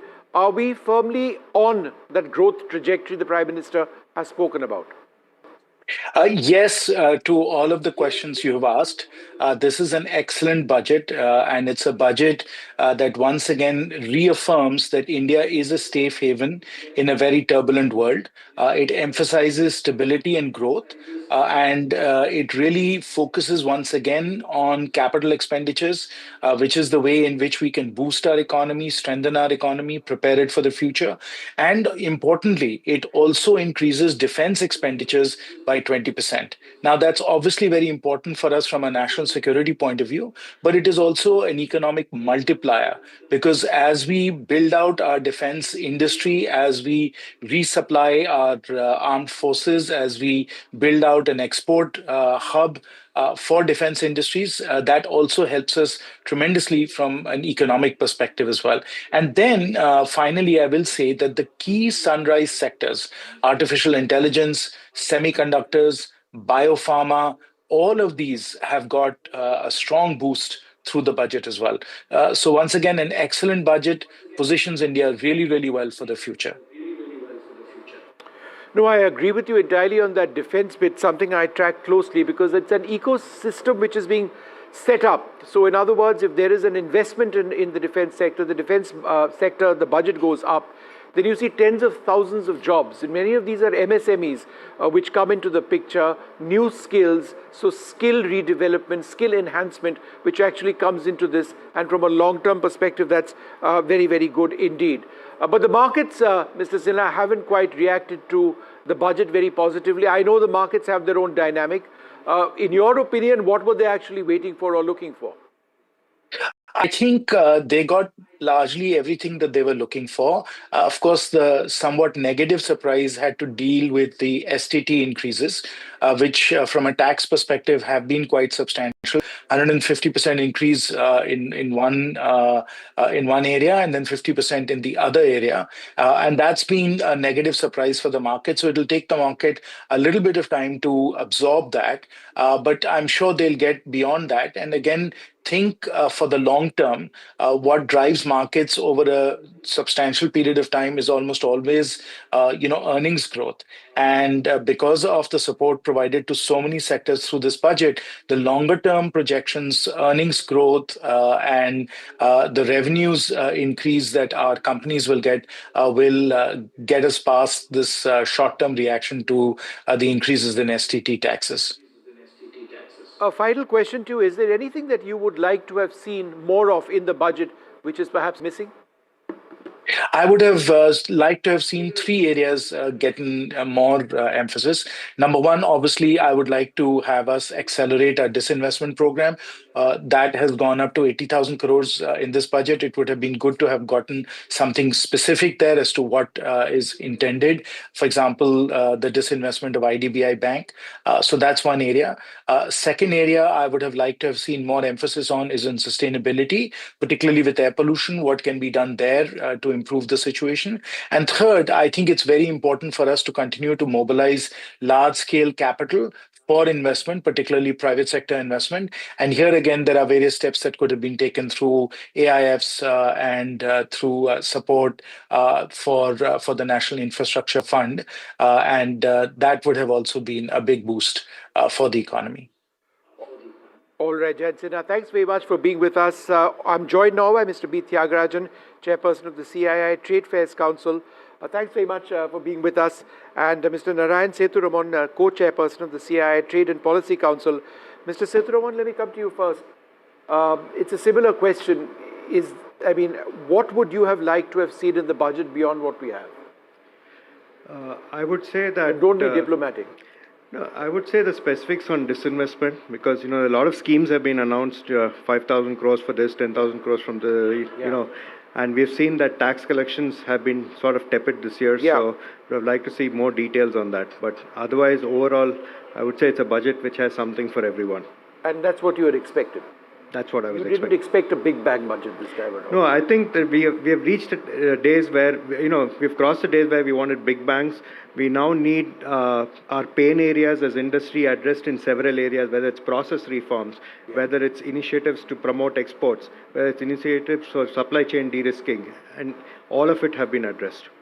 Managing taxation in so many ways, to me, was perhaps one of the biggest takeaways. It affects, the common citizen. It impacts industry as well.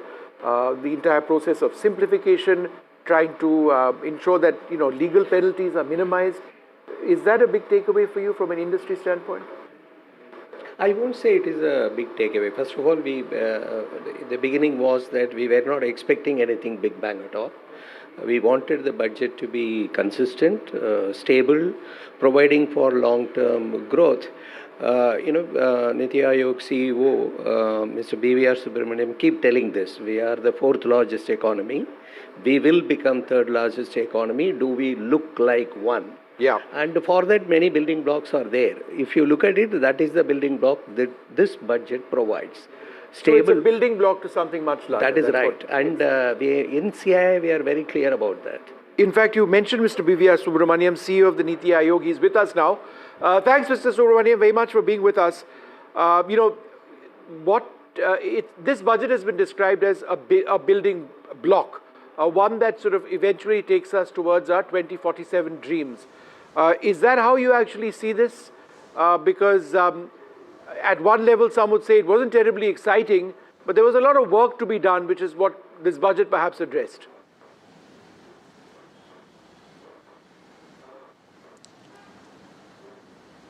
Mr. Subramaniam, go ahead. I've lost you. I've lost you. Okay, can you hear me now?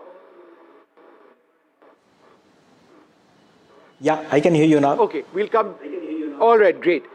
A lot of people would suggest that this wasn't a very exciting budget, but another way of looking at it is that it performed a certain role towards getting us to where we want, with our 2047 sort of goal being center. Would you agree that that's what this budget is essentially all about?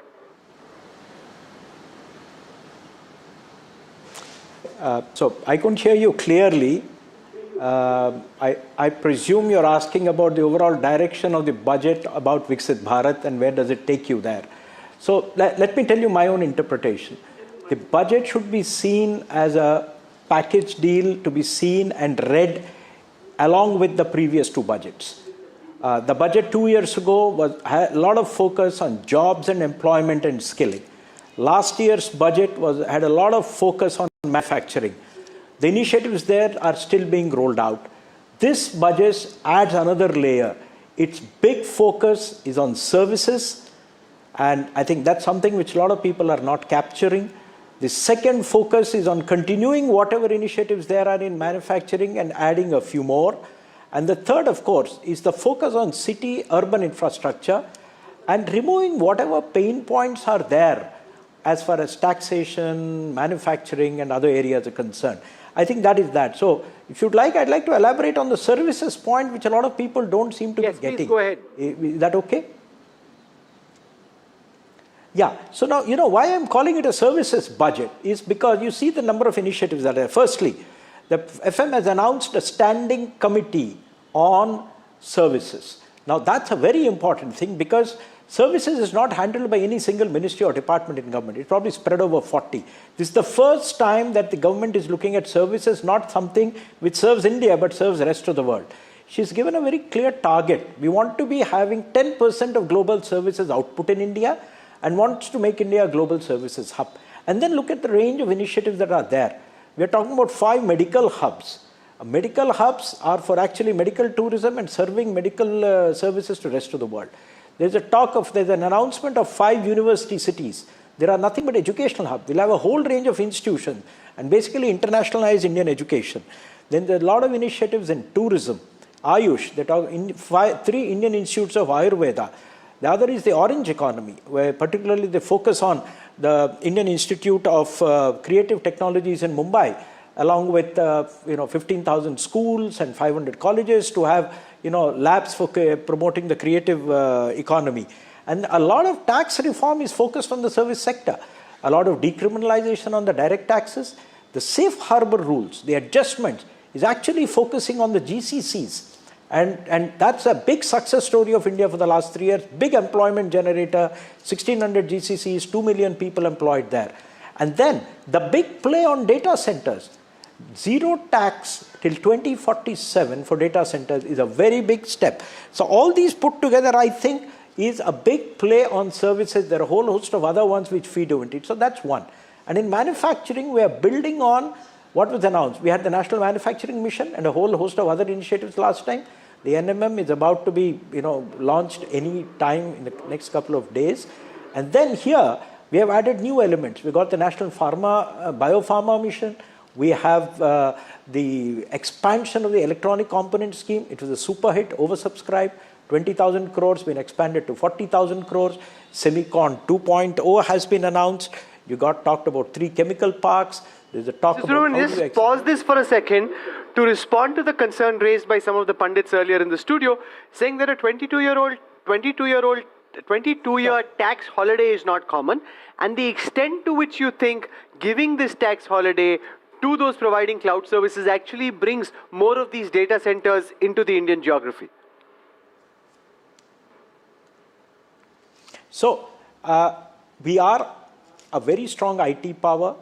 We are the second most prepared economy as far as, analysis is concerned on AI. Given that, I think India should become, and I think that's the general belief, a major center for providing data and other related services which emanate out of data centers, which is fundamentally AI related stuff. So this is a big play. You've had the IT sector, which was very successful. We had an equally successful GCC sector. This is about actually getting data centers to India, a very long tax holiday. How did the IT sector grow in India?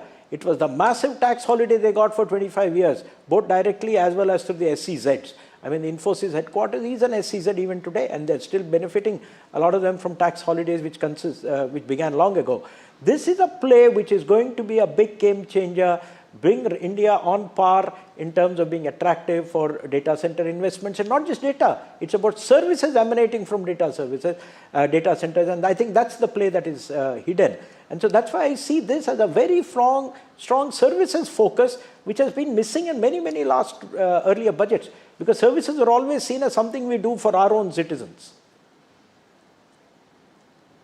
The things that's been done is the focus on healthcare. Dr. Sujitra Ella joins us. She runs Bharat Biotech. Ma'am, not just for your company in particular, but for the healthcare sector, the focus on medical tourism, the focus on biopharma, how is that likely to play out over the next 12 months in your view? Oh, 12 months? I don't think anything will play out for us because Rahul, that was only when the pandemic happened that we could, we had to bring about, fast track processes and product development. What this actually now means to us is that for the industry, we have been servicing ourselves phenomenally well. In fact, I would say fantastically well, very high in terms of products and services and vaccines and biotherapeutic molecules, very affordable, competitive, and global quality standards, okay? But I think the crux of the matter right now is that with this kind of impetus coming, this is the first time I've heard in a budget where the biopharma sector has been just single-handedly picked out, and it almost came out in the very first few lines. We need to now catch on to the, to how we look at servicing the global scenario that is out there, which is very different from what we follow in India. The global scenario is very different, especially when it comes to the G20. It is mostly intellectual property driven.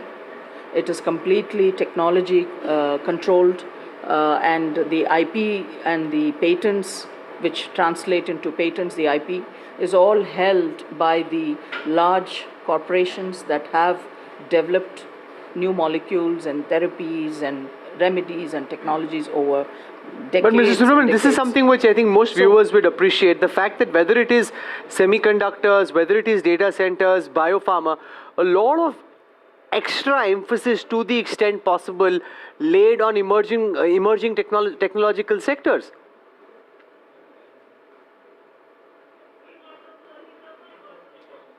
Yeah? Absolutely, and it is important that we now have to rise to that levels of creating our own IP. That is important because when we control the IP, then the product is ours. And then we go to the next levels of pharmacovigilance, we go to the extent of clinical trials, the information that has to be given, this has to be on global standards, which is what we did. But Dr. Ella, let me just jump in and ask you a few pointed questions because there have been so many interesting things in healthcare. Yeah. Tell us how this works. to create a network of 1,000 accredited trial sites to bolster biopharma, right? Yes. Number one. Number two, to develop our global biopharma hub, a 10,000 crore outlay over about 5 years, right? And focus on a strategy to include biopharma as a focused network. What does this mean for your industry in India and, impacting the world? Any new molecule discovery, drug development is a long drawn process. It is 5, 10, 15, 20 years. There are molecules that are 30 years in the making. We don't have a vaccine for HIV yet or for cancer therapies. So, and all these technologies are trial centric. When I say trial centric, they are animal trial centric because we have to bring in safety data first in lab level animals which are approved internationally, and then we have the human trial centers which are nothing but our medical institutions and colleges and research institutions that have the medical facilities, because they need to recruit volunteers for conducting the trials. These are done physical. I don't think AI can replace that at this point of time. Maybe sometime later on in the future we could. But as of now, we don't have a very strong base of such trial centers and sites which are required for international product development, which is very important. So if we had this during the COVID period, we as in India could have developed and deployed vaccines faster. No, we did. We still had to go to the same medical institutions. We roped them in because, see, this is again not done overnight. The physicians, the teachers, the professors who are there, the clinical investigators, as we call them, they have to have this interest in creating a team of people that have to assist them in this process, because this is very data extensive. Yes. One is administering the product, the vaccine or the drug itself, then watching the volunteer. We don't call them patients, they're called volunteers. Even infants, even children for vaccines, in our case, our vaccines the trials are done in children, 6 months and 3 month old children. So the data is then studied over 2 years of time. So this calls for a very large established formats that have to be put in place in many of our medical colleges. Kamal Balina joins us. He runs Volvo in India. Outside of everything that happened in the budget, they just signed the India-EU trade deal, and we know there are a lot of companies, automobile companies out of Europe, very excited about the prospects for what this means for their business. Mr. Bali, do you want to give our viewers a sense of A, your take on the budget, and B, how you see the new India-EU trade deal impact sales of companies like Volvo in India? Yeah, thank you, Rahul. I think, first of all, on the budget, I'm particularly pleased with the focus on manufacturing. And that's been the root of the problem in our country. Manufacturing has always been 13 to 15% of our GDP, whereas if you look at all major economies, it's manufacturing which has anchored them. Like, let's look at Korea, China, Japan. Manufacturing has been typically 22 to 25% of GDP. So we are way, way behind. So what happens is the focus on manufacturing, not only on the sunrise sectors, but also on the legacy sectors, which this budget has talked about. So that's very important. The first outcome of that is creating better quality jobs. If you really want jobs to be created, it's the manufacturing which is going to create jobs. So that's the multiplier. The second multiplier effect is that you correct your current account deficit. You produce more, therefore you will export more. Your exports will be more than imports. You will not have the pressure of current like 92 rupees to $1, what we are currently facing. Even though the rest of the economy or macro fundamentals are so good, whether it's inflation, whether it is growth rate, whether it is rating agencies upping rating on India, all of that is going very, very well. So therefore, manufacturing, focus on manufacturing, and I was surprised. First time in a budget, I hear a finance minister starting with manufacturing. And 7 sectors identified. So that's a very, very good story. There is a number of multiplier effects which I will not talk But about it. Mr. Bali, you didn't answer part of Rahul's question. I'm coming to that. Please do. Are Volvo cars getting cheaper in India? Absolutely. Courtesy the deal with the EU. No, absolutely. I think the Because he's in the market for a few of them. No, absolutely. I think this is a very, very big outcome. The EU-India FTA. It's truly the mother of all the deals. Why I say so is because you are actually that EU economy is $20 trillion. Right. Out of that, 50% of that is trade, is foreign trade. So which means that you have a chance to look at the $10 trillion of exports, of potential exports market. Currently, we are just about $200 million. We are 2% of that. Look at when your tariffs become from 17 to 0. Today, you are not able to compete with Bangladesh. You are not able to compete with many other countries. So I think that the tariff advantage or lack of no tariffs is going to give you a huge opportunity. No, so by when do your vehicles become cheaper in India? Yes. And what should consumers really look out for in terms of not just yours, but the other European manufacturers? So all manufactured, all luxury vehicles beyond a 25,000 euro limit, which means cars costing 30 lakhs and above, will have quotas, will have about say 5,000, 6,000 quotas, and that to that extent the duty on them will come down from starting from 110% to so 10% or 20%. CBU, not CKD.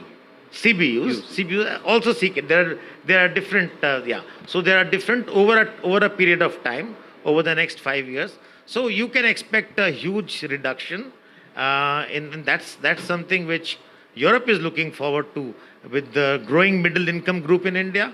I think you will see that the demand for such cars, and if they find that there is enough demand, I think you have another manufacturing opportunity of those cars also being built in India. So to me, it's the focus on manufacturing and the EU-India FTA. Do you buy this argument, Dr. Roy, that if they sell a lot of Volvo cars, for example, that they will lead to manufacturing in India? The other thing could be that they'd barely be able to exhaust the quota, whatever the quota is, whether it's 5,000 or 7,000. So to that extent, it gives the likes of Mr. Bali an upside in terms of his sales, but not necessarily prompting more manufacturing in India in the way the government would have wanted. Yeah, obviously, because I don't think India is that well off that, the change in the duty structure is going to result in a large number of Volvos being manufactured here. Nor are we capable of manufacturing Volvos for the rest of the world, Volvos or Mercs or whatever it is. So that's work in progress. The second thing is that it doesn't really matter for our growth. It doesn't matter for not just our growth, let me be clear. It doesn't matter for the UK's growth, how many Volvos and Mercs are sold. It doesn't matter for the US's growth. Bread and butter growth comes from, the bottom 20 to the top 20 to the top 50% in terms of the growth driver. So what will be interesting to see is whether this would result in a movement in the automobile industry in the non-luxury segment as well. That is where I'm hoping to see some but in the action. small segment, the concessions aren't there. Yeah. They've kind of blocked it off at a certain 30 lakh rupee cap. So cars cheaper than that don't have these advantages Yeah, so of you a do the reduction. math that you're talking about 1% of the population there. I'm a macroeconomist. It doesn't make a difference. It doesn't move my needle. No, but Let me come to this. The corollary to this is that manufacturing in India will get a leg up. Already, when it comes to trucks, I'm now announcing here, we at Volvo Group have decided to make India the 4th international hub for very heavy duty, top of the end trucks, each truck costing 1.5 crores. So India is going to become the complete manufacturing hub. And the mantra is very, very clear. You have to build in India. With Eicher Motors. With Eicher Motors. No, this is totally Volvo. So you have to build in India if you really want to compete in rest of the world. So the strategy is very clear. India for India and India for the world. How much demand would there be for trucks of that size and at that price point? 1.5 crore rupees. Very, very high. Very high. Very high. It's happening. The project is underway and it will happen. Let's see when the outcomes my come. point, Rahul, is that unless this happens, what is the point in having this trade deal? See, ultimately, I think that this is every such trade deal or every such liberalization measure should be tested on this basis that whether it leads to investment higher FDI in India and thereby higher job creation in India. But that's what he's saying, it will happen. Yeah, so, no, but So that's, it is happening. that's It's the whole happening on point. ground. That's the As whole we point. speak, it is That is happening. what we should be most interested in. I think the good thing about the Indo-EU FTA as opposed to the ASEAN FTA, etc., is much more complementary, the two economies. That's right. So we are not exactly competing with fellow Asian producers. In this case, technology transfers, investments, we buy some of their high-end goods, we can sell more low-end kind of mass labor like textile goods. So in that sense, there is, and of course the sensitive areas where agriculture were not included in the deal. But Radhika Kapoor, it also makes the point that it's usually during a crisis of some kind that we're able to find the political wherewithal to be able to push a deal like this through. Had we not faced these Trump tariff headwinds, maybe it would have been that much tougher to find the negotiating room to cross the finishing line. I mean, I think absolutely the India-EU trade deal has now been in the making for almost 2 decades. 23 years. And then that conversation stopped in 2013 and it picked up only very recently in 2022. And I think if there hadn't been an urgency on both sides to diversify their export markets, I completely doubt this would have fructified. I mean, the speed at which it has happened, given the way the conversation has evolved over the last 2 decades, it's absolutely surprising. So, I mean, indeed, it is the case, it is only in times of adversity do we really... But the larger problem that you're facing, Mr. Bali, which is not just directly linked to this budget, is the likes of Xiaomi, BYD, whether it's in European markets or American markets, are really outpacing a lot of their European automobile rivals. So how are you hoping to deal with that? No, I think that the value proposition, ultimately it's a matter of value proposition, how you sell. Starting with the brand can get only a certain amount of premium. At the end of this, the whole bill of material cost, your manufacturing cost, your conversion cost, the quality standards, you have to compete on them, Rahul. There's no shortcut to that. I mean, you can be a Volvo, you can be anyone. You ultimately have to perform. You have to... We're seeing now Ford in the United States in talks with Xiaomi. Do you think that is just inevitably the direction in which things will head? I don't know. I mean, I just cannot comment on the level of the discussion, their objectives. But I'm very happy about India-EU FTA. No, I think this in is... the EV space, what does that mean for European car manufacturers in India? Is there anything that encourages imports of EVs at lower prices? No, I think we will have to see that over a period of time. I think that the focus right now is on vehicles, on a particular, what I believe from the car manufacturers, on a particular level of vehicles. Right. They want to test out the Indian market. They want to test the Indian space with a larger target audience to be captured. So I think they are going to do that. But one thing is clear, and I can confirm this to all of you, that it will be later on manufacturing in India for anything. I can confirm on the trucks which we handle. So it will be completely at component level manufacturing in India. And that's the key thing. And that's the major shift which is happening for the first time in our independent history. Because even when in 92 reforms, which were one of the finest reforms we've had in 92, the component level manufacturing never came into play. Right. We were doing aggregates or assemblies, So I think this makes a huge difference. No, this argument that is made that it boosts manufacturing, do you see that happen? What kind of time period would you lay out, Dr. Roy, to actually see the benefits of increased manufacturing as a result of these trade deals? Well, these trades will help us increase manufacturing. They will not guarantee it. I mean, then Mr. Baliga is right. I mean, our curse in India is we are one of the lowest productivity economies in the G20. Unless we improve productivity and improve wages, which is what Ford did in America, and then people who work in those factories can buy cars, that's the kind of, I don't like the word development for that reason, prosperity cycle that we need to bring about. And it's all a private sector game. So you can facilitate that as government with a trade deal here or a tax cut there. But ultimately the nub is this. Can we improve productivity? No, take trucks.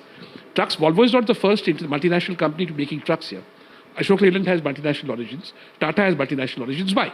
Because this does not depend on the top 1% of the population. You don't need that to sell trucks. Trucks are important logistics. There's a huge logistics market, and Volvo coming is welcome because that will increase productivity in the truck industry. People will hopefully pay them better. I mean, I would love you to pay your workers enough to pay income tax. That's kind of minimum. And if you can do that, then they will go and buy cars. They may not buy Volvos. They'll buy Maruti Suzuki. That is the kind of sweet spot we want to be in. But the key there is we have to be productive. Let me give you an example. You'd agree with me that Apple and Samsung, both Tamil Nadu, great state and all that, are great companies to have blue-collar jobs. The median wage paid in Samsung or Apple is 23,000 rupees. That's it? Yeah, we are not competing on productivity. And when you went and talk to them, they say because you're not productive. Your productivity is 1/3 that of Vietnam. Now, if our productivity was same as Vietnam, we could have a split, right? But why would it be so much lesser than a Vietnam? Because we are a low productivity country. Our skills are poor. No, but Professor our Roy, workplace management is poor. We have huge productivity issues in this country. No, while agreeing with you, I think that this also requires an explanation of how does one increase it. And don't you think that also related to the fact that our investment in R&D, how we skill our workforce, all of these are very important. All this is true, but the point is this is not government's job. No. Society's job. This is the job of both the private sector and the government. How can you just say that it is not the government job? You look at what is the public expenditure that we are spending on R&D. We don't even discuss it. Okay. We don't even discuss it. But Ratin, to your point on productivity, I mean, productivity moves hand in hand with firm size. So the problem of productivity moves in tandem with the firm size distribution in India. The reason why in Volvo you see that higher productivity is because the firm size is much larger. And in those firms which hire more people, are larger in size, wages are also higher. So it's kind of a chicken and egg problem. But it's not happening with Samsung and it's not happening with Apple, and that is what is worrying me. Their firm sizes are large, but productivity is low. No, there's also the issue of it's the decoupling. first step on the ladder. So as they get more trained, because it's a very different culture. We're not used to that armies of blue-collar laborers working in electronics factories. So then again, it answers your question, Rahul, then wait another 15 years. Well, there's also the issue of decoupling between productivity growth and wage growth. Okay, That all of happens you in hold on either for surplus one second. economy. We've got a few more of our guests joining in. Dr. Niranjan Hiranandani is with us, and Mr. Rajan Navani as well. Dr. Hiranandani, thanks very much for being with us. Are you encouraged by this budget? In fact, we don't have him as yet. So let's We've got ask Rajan Rajan, Navani. because we've seen focus, Mr. Rajan. Navani, how would you look at this budget? Are you encouraged by what you see? Has it done enough? Yes, I think, most budgets, everyone looks only for what's going to happen in the year. But I think this budget has clearly set out a very strong growth-oriented agenda.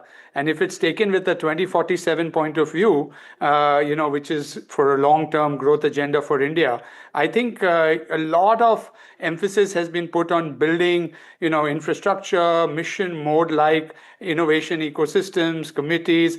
A lot has been done, and I think even when you look at technology and the way India will position itself, both deepening Bharat for inclusivity, but also on the global stage, I think it's got a lot of those components that have been covered. Particularly for me, what is exciting is, the entire focus on unlocking not only the young technology, but also the creative talent of India. I think the big emphasis, and the first time the Prime Minister has ever talked of our Honorable Finance Minister and of course our Prime Minister both have mentioned, the conversion of our soft power into an orange economy. So really, how do you unlock economic power from so many of the creative industries that India has had, typically for many years, but never been able to unlock it. We have, as Jet Synthesis, pioneered the orange economy in India, and we are truly excited about those announcements. Also, when you see the Indian Institute of Creative Technologies, which are very unique public-private partnership, and I sit on the board of that involved in the IICT project. And Yes, the fact that it finds a reference in the budget for the first time. Rahul, you have been part of that. Economy and all the. Yeah. Sorry. Go on, Rajan. No, go ahead. Sorry. Yeah. No, I was. No, I said you were explain to our mentioning, viewers, right? You were what's part of happening at that. IICT, and the fact that this finds mention in the finance minister's speech for the first time. Yeah, absolutely. And, as a matter of fact, a lot of good work has already happened. What's the beauty of this platform? It's a very strong, trusted, collaborative platform between government and industry. 34% with the central ministry, 14% with Maharashtra state, 52% with industry, right? That's the structuring. So I think it's giving a new way of thinking where new ideas, new capabilities, new skills. If you see content creation is what the Honorable Finance Minister mentioned, in 15,000 schools. would never have been thought of, earlier, or in 500 colleges. And this is just the beginning. Because, even if you think of AI as some, where a lot of the routine jobs will move out of, where the passions of young people lie, new jobs will get created. And I think this is India's the youngest country. We are the rising generation in the world. So the ability to unlock that creative power, I think, is a big one that has also seen, light in this budget. So yeah, truly excited about many of them. Nandani, because one of the announcements was that there would be real estate investment trusts set up for central public sector undertakings. Now, how do you see this play out, and what kind of value do you think can potentially, Mr. Nandani, be unlocked with these new REITs? Hugely, because look at the Bombay Port Trust. The Bombay Port Trust land, just one property of the central government over here, would be at least worth 50,000 crores of rupees in terms of the value which the government would be able to raise. And if you look at an equal funding coming from the private sector for the purposes of development, just the Port Trust, one property in South Mumbai could be 1 lakh crores of development which can take place in a period of 5 years. So the answer is yes, there is a lot of possibility to do so in terms of this sector. The idea was started from actually the road sector, where actually the investment trusts have taken place and quite successful. So I think the multiplier effect of that will be very high. But what was really expected was this year was probably other set of reforms. However, I think the focus is more on the challenge which Trump has brought us to India. And we have focused more on the idea of being Atmanirbhar in terms of it, and hence the focus on industry development and challenges which are there at the international level first, before we really look at the reforms. This, Ratin Roy, can potentially be a big idea. Unlocking value through real REITs, and the fact that this is probably the least controversial way to do it. It worked beautifully in the roadway sector. Can it be applied in the same way with all the land that our public sector undertakings have?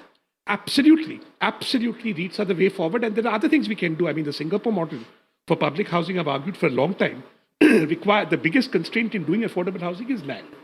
Government of India, Bharat Sarkar, is India's largest landowner. Yeah. So it's not just public sector undertakings. I would also venture to suggest we should also look at military land. There's a chicken farm in Bangalore that is inhibiting the growth of the IT sector between Azim Premji's outfit and the airport. This is probably less controversial than trying to sell outright. You sell to builder A, builder B. It can become a big mess. The land. You can give it out. That's why I said Singapore model. You can use a 99-year lease model. You can do many such things. But the one thing you should not do is build public housing and then not let people buy it. REITs are generally more for office complexes, not for land per se, because land does not have any kind of yield, right? So it's for existing. All right, can I just...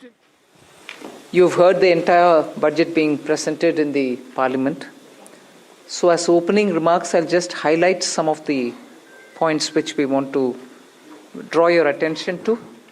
But subsequently, of course, we'll answer all your questions. All the secretaries are here with me. So this budget being the first one, as the Honorable Prime Minister said 2 days ago, this being the first one for the second quarter of this century, also leading towards Vikasit Bharat 2047. We are laying the path and giving a push to the economy to maintain the growth momentum. And for that growth momentum, or sustained economic growth, which we want to ensure, primarily we are looking at building the ecosystem with structural reforms which will go on. Reforms have been carried out.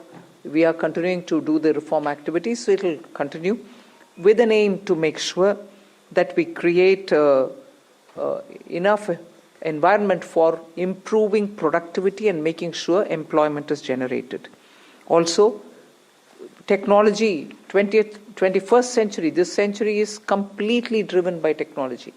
So we will ensure that technology is brought in to benefit the common man, to make sure common man benefits in the sense of ease of doing living, or for his business to prosper, or for farmers for greater productivity or better logistics, whatever. So technology for benefiting every common man. And above all, with all this, inclusive development. Sabka Saath, Sabka Vikas, and that is why you heard me bringing in schemes which have good allocations for bringing better health facilities, creating a cadre of people, not cadre in that sense, but a bulk of people who can come in as health workers, paramedics, and so on, and also making sure we are able to provide dignified opportunities for Divyangjan. Mental health has also received a lot of attention. So these are the side for Vikasit Bharat and making sure Sabka Vikas hoega. But the idea is the advantage and the momentum that we gained since after COVID by increasing public capital expenditure will continue. We've announced that 12.2 lakh crores are coming through public expenditure this time. It is 4.4% of the GDP. I'd like you all to please notice that, which is the highest, at least in the last 10 years. It could even be highest if you were to take data earlier. No increment in capital expenditure, sustained fashion, has happened ever before. This one marking 4.4% of the GDP. Then what are the kind of things which will happen through it? You will have dedicated freight corridors. I've named Dankuni in the east, Surat in the west. Then I've also highlighted that 20 new national waterways, not national highways, national waterways are being planned. And again there, those are going to pass through some of the critical mineral areas. Orissa, where the mineral-rich state, you have the waterways taking it to the port, and the two ports have been identified, Paradip and Dhamra. Similarly, we are also making sure that the coastal cargo movements will be enabled through a cargo route, so that through the coastal area we are able to cut down on cost of movement of goods. City economic regions, developing them is a very big new measure that we are coming up with. And for that, an allocation of 5,000 crore per city economic region. Imagine the amount, 5,000 crores in 5 years, 1,000 crore per year per city is being given, and the emphasis is going to be largely on tier 2, tier 3 cities. And then talking of infrastructure further, with the capital expenditure coming with the big number, you're having also the high-speed rail corridors. 7 of them announced. The destinations are clear, so that they become the bridge for all these economical robust centers. So those are for making sure that the infrastructure and the capital expenditure are getting tied up, and the country benefits from the ripple effects that these can bring in. The 7 strategic and frontier sectors in which we've highlighted that will increase productivity and also have new investments come in and give emphasis for India's own brand on those things is on the biopharma sector. I think that's going to be a big change in the way in which we are looking at giving capacity for those who are able to research, who are able to undertake research and development. So 10,000 crore initiative again over 5 years for domestic biologics and biosimilar production.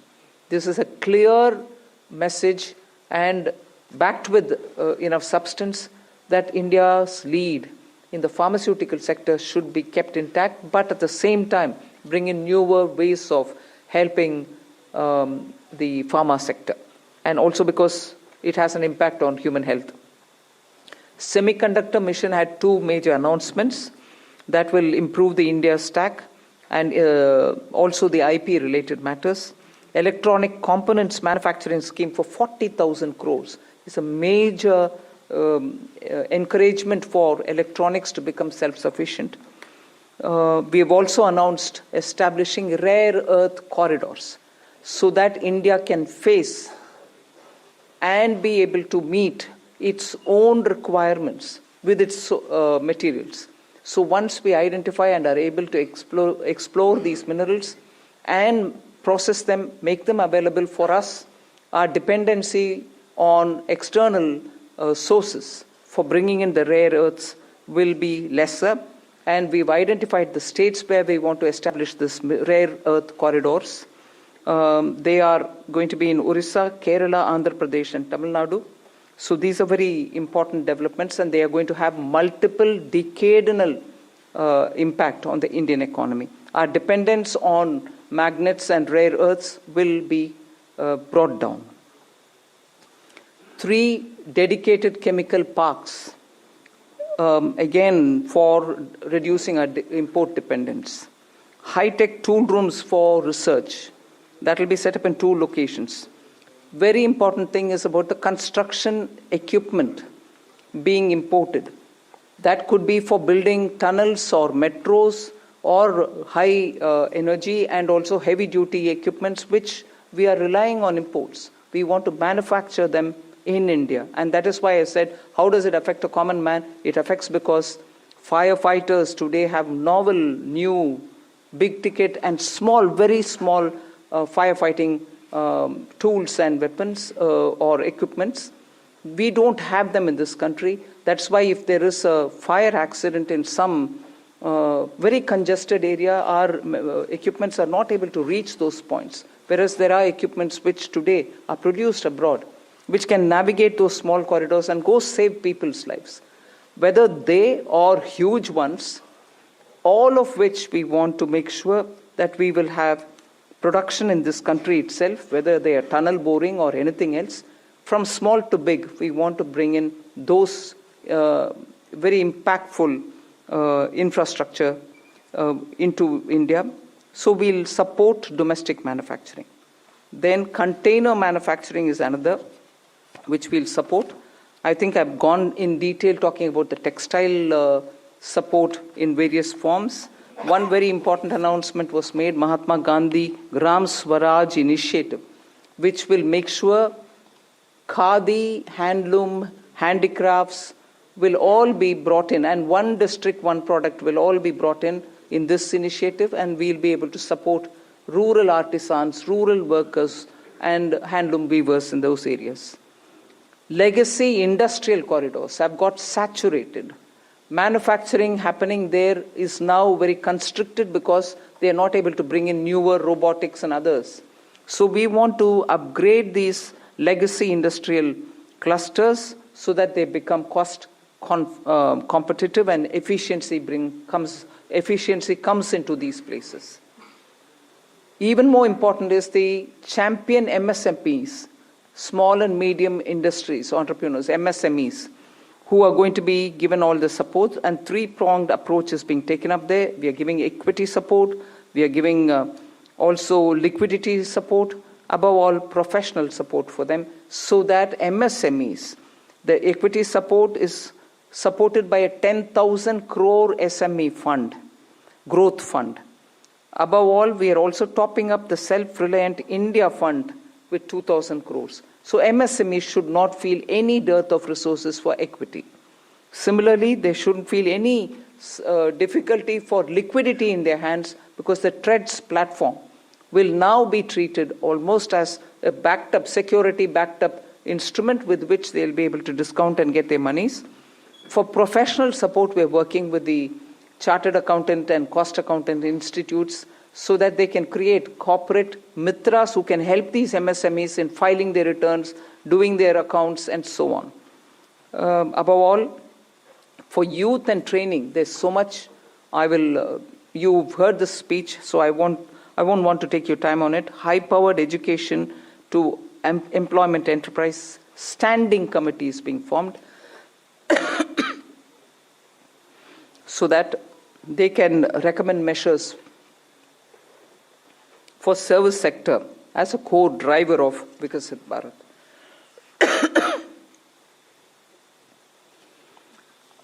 Part B concentrated a lot on tax and related concessions that are being offered. More importantly is the process simplification which has been announced. So elaborate measures have been taken. You will be able to also seek clarification if you want. New export opportunities for fishermen who can go into the economic India's zones, high seas, and also assess and access the global markets. The one very touching, and I really was moved by this proposal, is where we have identified 17 drugs or medicines which are going to be basic custom duty exempt, which are important for cancer patients. Similarly, 7 more rare diseases are added to the import exemption list of the import duties. Baggage clearance and personal items which you bring in when you travel are all being given enhanced duty-free allowance. Besides that, there are quite a few direct tax and indirect tax proposals. Decriminalizing the penalty proceedings and support to the IT sector are some of the high points. As an opening remark, I'll conclude here. I'm sure you'll be able to ask questions and seek clarification. Thank you for coming. Thank you, ma'am. I'll start this question, taking the questions. First question is 17. 17. Good afternoon, ma'am. Shishir here from Hindu Business Line. Ma'am, my question is that under the miscellaneous capital receipt, the provision is 80,000 crore rupees.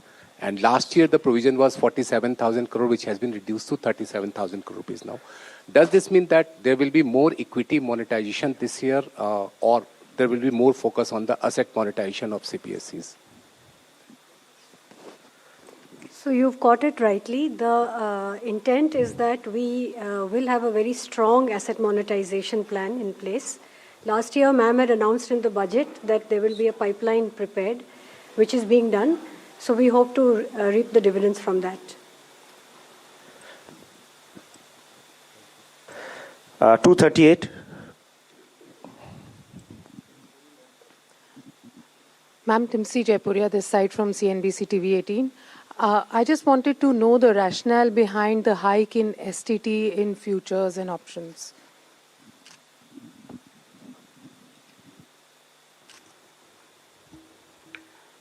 So, first of all, I believe some confusion. In fact, the question that you have asked rightly reflects the announcement itself, that the only change made in STT is in the future and options. All the other STT rates remain the same. The primary objective of raising the tax rates on STT has been that it is felt that when you look at the volume of transactions in futures and options, whether you compare it to the size of GDP or size of the underlying securities market, it is largely in the realm of heavy speculation, which results in losses to small, retail, unsophisticated investors. And the government's intention is to discourage speculative tendencies, and the increase in rate is essentially in that direction. So it is meant to essentially handle the systemic risk in derivative markets. Even after this increase, however, the rates of STT will remain modest compared to the volume of the transactions that is happening there. This is the reason. 54. Ma'am Tarun Sharma from Zee business. Ma'am आपने पूरा budget जो है वो new emerging sector पे बड़ा focus रखा है. Ma'am मेरा सवाल आपसे दो हैं यदि आप अलाउ करें. एक मैम आपने जो एक्साइज ड्यूटी का कैलकुलेशन किया है वो पिछले बजट एस्टिमेट से इस बजट एस्टिमेट में तकरीबन 22% की ग्रोथ देखने को मिली है. दूसरा मैम जो आपने MSME के लिए कहा कि जो ट्रांजैक्शंस होंगे उसके लिए आप एक्सचेंज प्लेटफॉर्म का यूज़ करना होगा, तो क्या मैम ये CPSEs के लिए कंपलसरी होगा जो डिस्काउंट ट्रेडिंग की जो बात है? Thank you. I'll take the second question, ma'am. So, हाँ, ये CPSEs के लिए मैंडेटरी होगा कि discounting as well as non discounted bills दोनों को ही ट्रेड्स पे करना होगा ताकि वो 45 दिन में भुगतान MSME को कर पाएँ, और ये हर तरह से चेक कर लिया गया है कि ये हो सकता है. So we want to make CPSEs as pioneers. We hope, like ma'am has said in her speech also, that other corporates will also follow.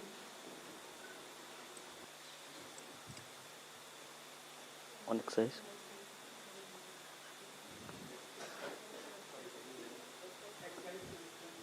increased by 22%, sir, from last year B to this year?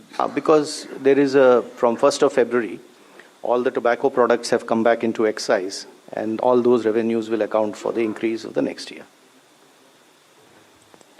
209.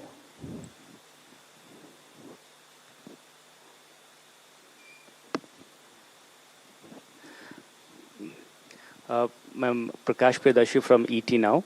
The budget has announced restructuring of PFC and REC. What will this restructuring look like? And does this also mean that these NBFC will be merged going forward? What is the later part of your question? That these NBFCs are not going to be merged going forward? Yeah, I've said we are rationalizing it. You'll get to know as we go forward. We want to streamline it, and therefore we'll be taking some steps. We'll let you know the moment we decide how to go about it. 234. Hello, ma'am. Harsh Kumar from Business Standard. Ma'am, two questions. One is, you said that a high-level committee will be formed on the banking reforms in order to 2047. Are we going further for any kind of merger or something, since government is continuously saying that we need at least two of the big banks, at least of the top 20 banks. So are we going towards that? No, first of all, when I say that it's going to be a high-level committee which is going to look into it, the terms of reference will be prepared, and we are looking at committee to go into the entire expanse of the banking sector so that they come up with recommendations which help us to plan for banking for 2047. We need, by the time we become a Vikasit Bharat, 2047 is our goal. We need to understand what are the other steps that we need to take in the banking area, and based on the recommendations, we'll go forward. But we have the Secretary, Department of Financial Services. We'll ask him to also give us, please. Ma'am, I think you have rightly responded. There are a large number of aspects relating to the banking requirement. For example, the credit to the GDP, commercial credit to the GDP ratio low, and the expansion of the banking network, and what kind of the procedures currently we have that is impeding both the deposits as well as credit. All those aspects will be looked at by an expert panel, a committee, and well, we will definitely have TUR, and then also consult the all the stakeholders, and the government will take a view on how to lay strong foundation for 2047 Viksit Bharat. Ma'am, one more question. 229. Left side, yes. Ma'am, Premangshu from Ananda Bazar Patrika. Ma'am, have you consciously avoided announcing any bonanza for the poll-bound states? And secondly, can you elaborate on this East Coast corridor, industrial corridor you announced? See, the industrial corridors are very critical for supply chains. We need a predictable mineral, rare earth and magnet related products to be made available for India's manufacturing, whether it's lithium ion, whether it's automobile sector, whether it's the new age solar. You need these rare earths to be processed and be made available. We have enough raw materials.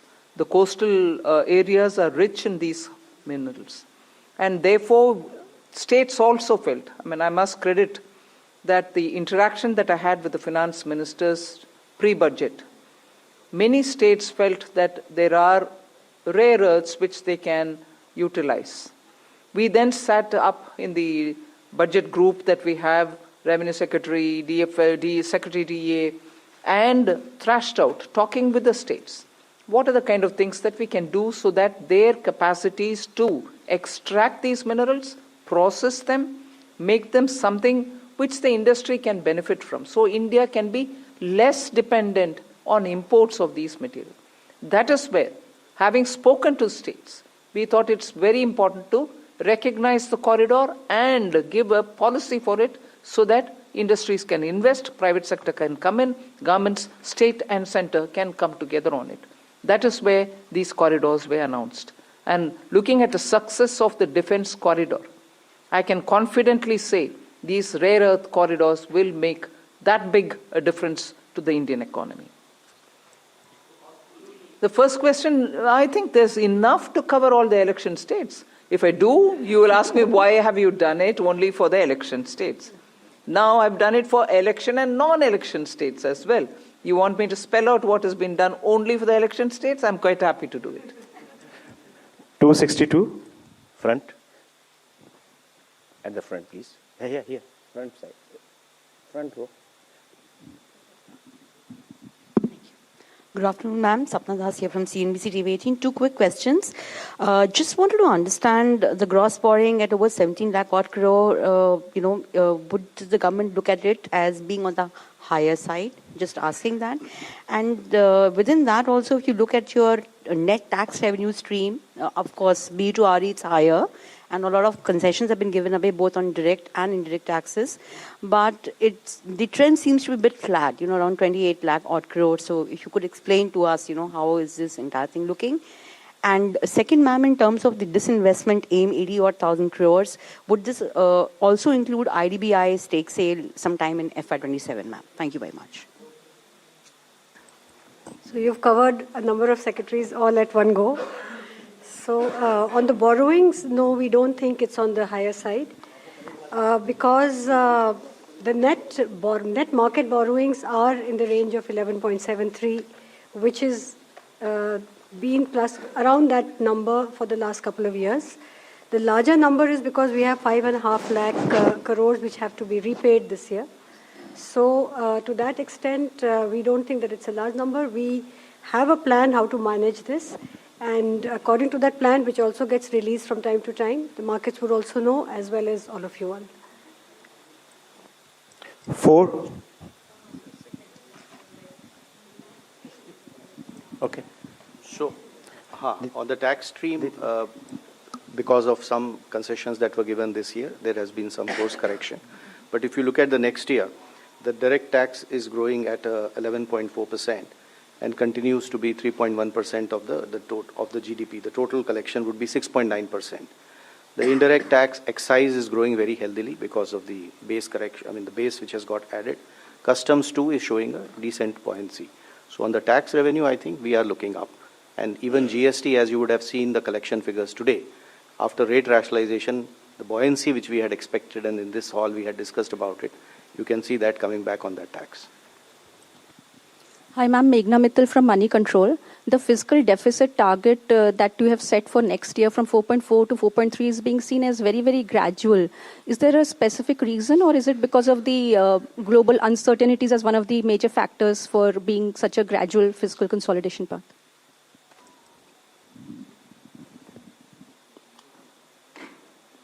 I would have thought you'll appreciate it being gradual. Because particularly fiscal, drastic changes don't go down well. One or the other section gets hurt. We will have to be gradual, but yet keep it well within that band which gives confidence.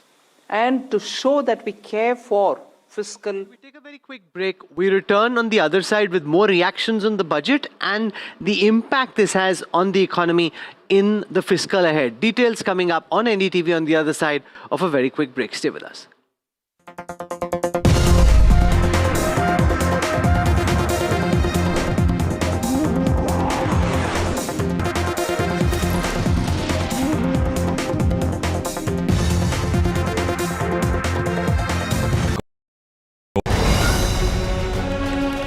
Straight from the heart of the newsroom to the core of the stories shaping your world.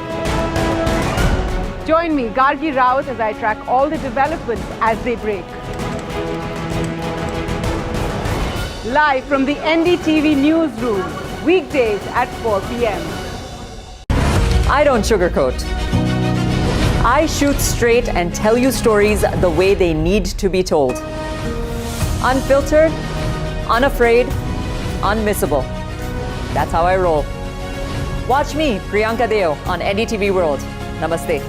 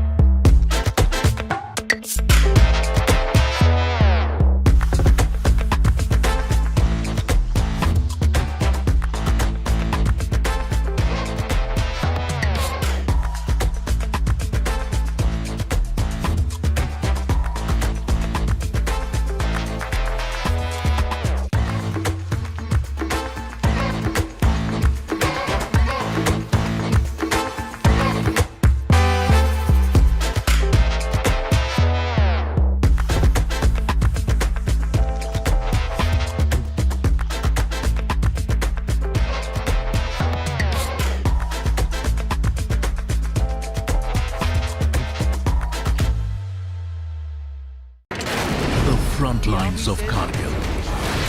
The fury of Operation Sindoor. So many attacks. The chaos and cries of disaster zones. To fighter jet cockpits. And the world's most defining interviews. It's incredible. He has seen history break. Live. Unfiltered.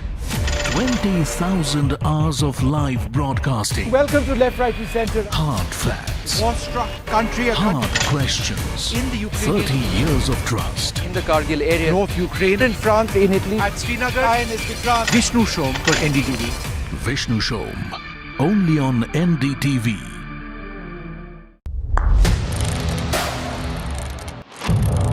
What seems settled for me is unfinished business. So I rewind, I pause, I reflect, I dig until what's buried stands up to be counted. Breaking ground, not just headlines, the meaning behind them. This is Breaking Ground with me, Vedika Sood. A very special moment for us as we announce NDTV Masterstroke, the NDTV Art Awards. M3M presents NDTV Masterstroke Art Awards. An odyssey of creative brilliance where the masterpiece meets its ultimate recognition. NDTV bringing this subject forward would have a great integrity of putting it forward where people could understand the importance of art. This award that is being started, I'm sure is going to be amazing. Art for India and for Indians is an expression of our Atmanirbharta. It's actually quite a formidable jury, so I think we'll reveal a lot more as we go along. This is an amazing platform, I think, today what you're doing. I have always had this inclination towards art, and if we don't collaborate and bring those artists forward, give them a platform, who else will? Honoring the masters who define our cultural landscape, M3M presents NDTV Masterstroke Art Awards on the NDTV network. 21 days in Kashmir. People have bombarded me, friends, with requests for an unfiltered list of things I saw and observed on the ground. Very special ground report from the line of control. There were some children who've lost limbs in the shelling. They are now India's smallest but possibly the most powerful crime family. Cough syrup has killed at least 25 children. Gaikwad sahab, aise mat kijiye. Suddenly people are wondering about the weaponization of India-Pakistan cricket. We live and breathe elections. You will not believe your eyes or ears when I show you what I'm about to. And for a country that has fought so many wars in the mountains and at high altitude. We're standing on the Indian Navy's newest warship. The line of control, Shiv Arur, NDTV.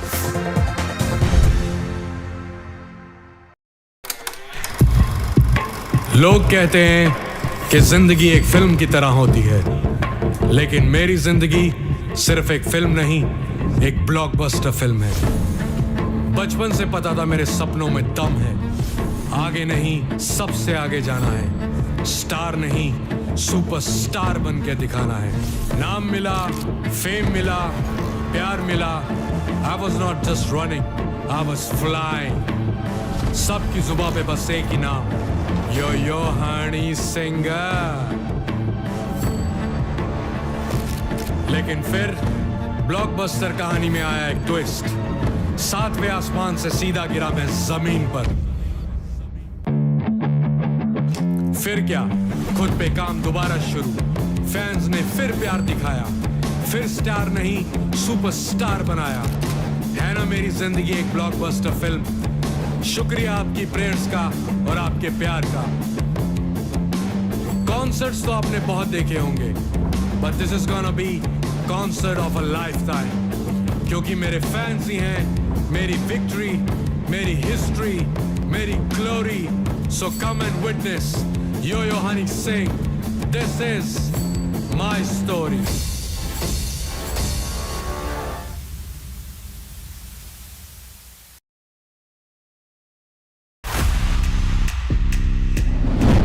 NDTV Golf Pro-Am, in partnership with PGTI, comes to you from the heart of South Mumbai at the historic Willingdon Sports Club. The city's classic layout provides the ideal canvas as India's finest golfers share the fairways with the country's top corporate leaders, Mumbai style. Watch at these times.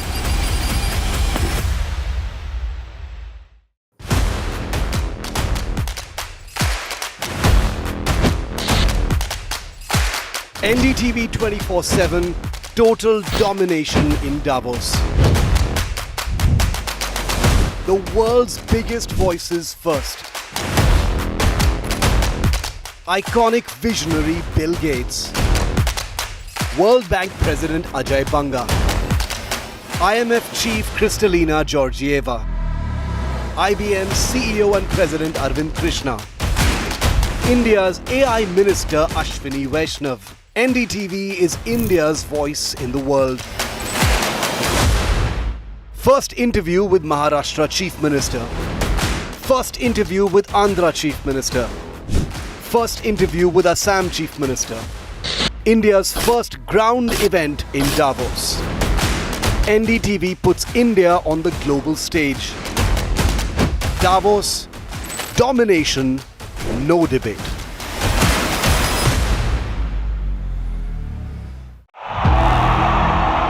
इनको यहाँ से जाना ही होगा। जय मां Durga! There is no bigger battle in 2026. And nobody has reported Bengal like I have. Buckle up for an unforgettable election thriller. Will the BJP breach Mamta's fortress? TMC जावे, BJP आसमे। Can Didi fight off her life's biggest challenge? BJP double engine সরকার এই লড়াই বাঁচতে হবে। Battleground Bengal with Manogya Loiwal. Mumbai are bringing our first India tour in your city. Rug on with Shankar Ehsan Loy and Siddharth Mahadevan and Shivam Mahadevan. 5 times melody, 5 times masti with NDTV Good Times. Go grab your tickets on Live Your City by Fever. Other opposition parties. They argue, I conclude. They deflect, I drill down.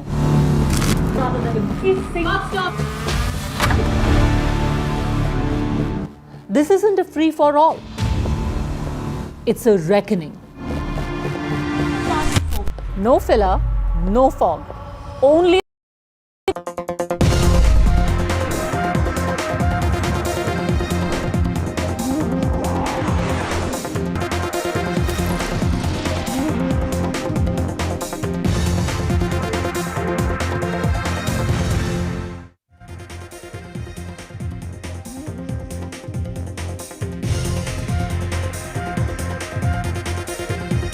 Hello and welcome. You're watching this NDTV post-budget special. This is a union budget that lays a lot of emphasis on emergent technologies, lays a lot of emphasis on trying to improve people's ease of living, ease of doing business. To what extent has it succeeded in delivering the message the finance minister wanted in this her 9th budget, record of 9 straight successive budgets? I have a very smart panel joining me here at the CII headquarters in New Delhi. I want to begin by introducing N.K. Singh, well-known economist, chairperson of the 15th Finance Commission. Remember the 16th Finance Commission report being accepted by the finance minister. We can try and understand from Mr. N.K. Singh what that is likely to mean.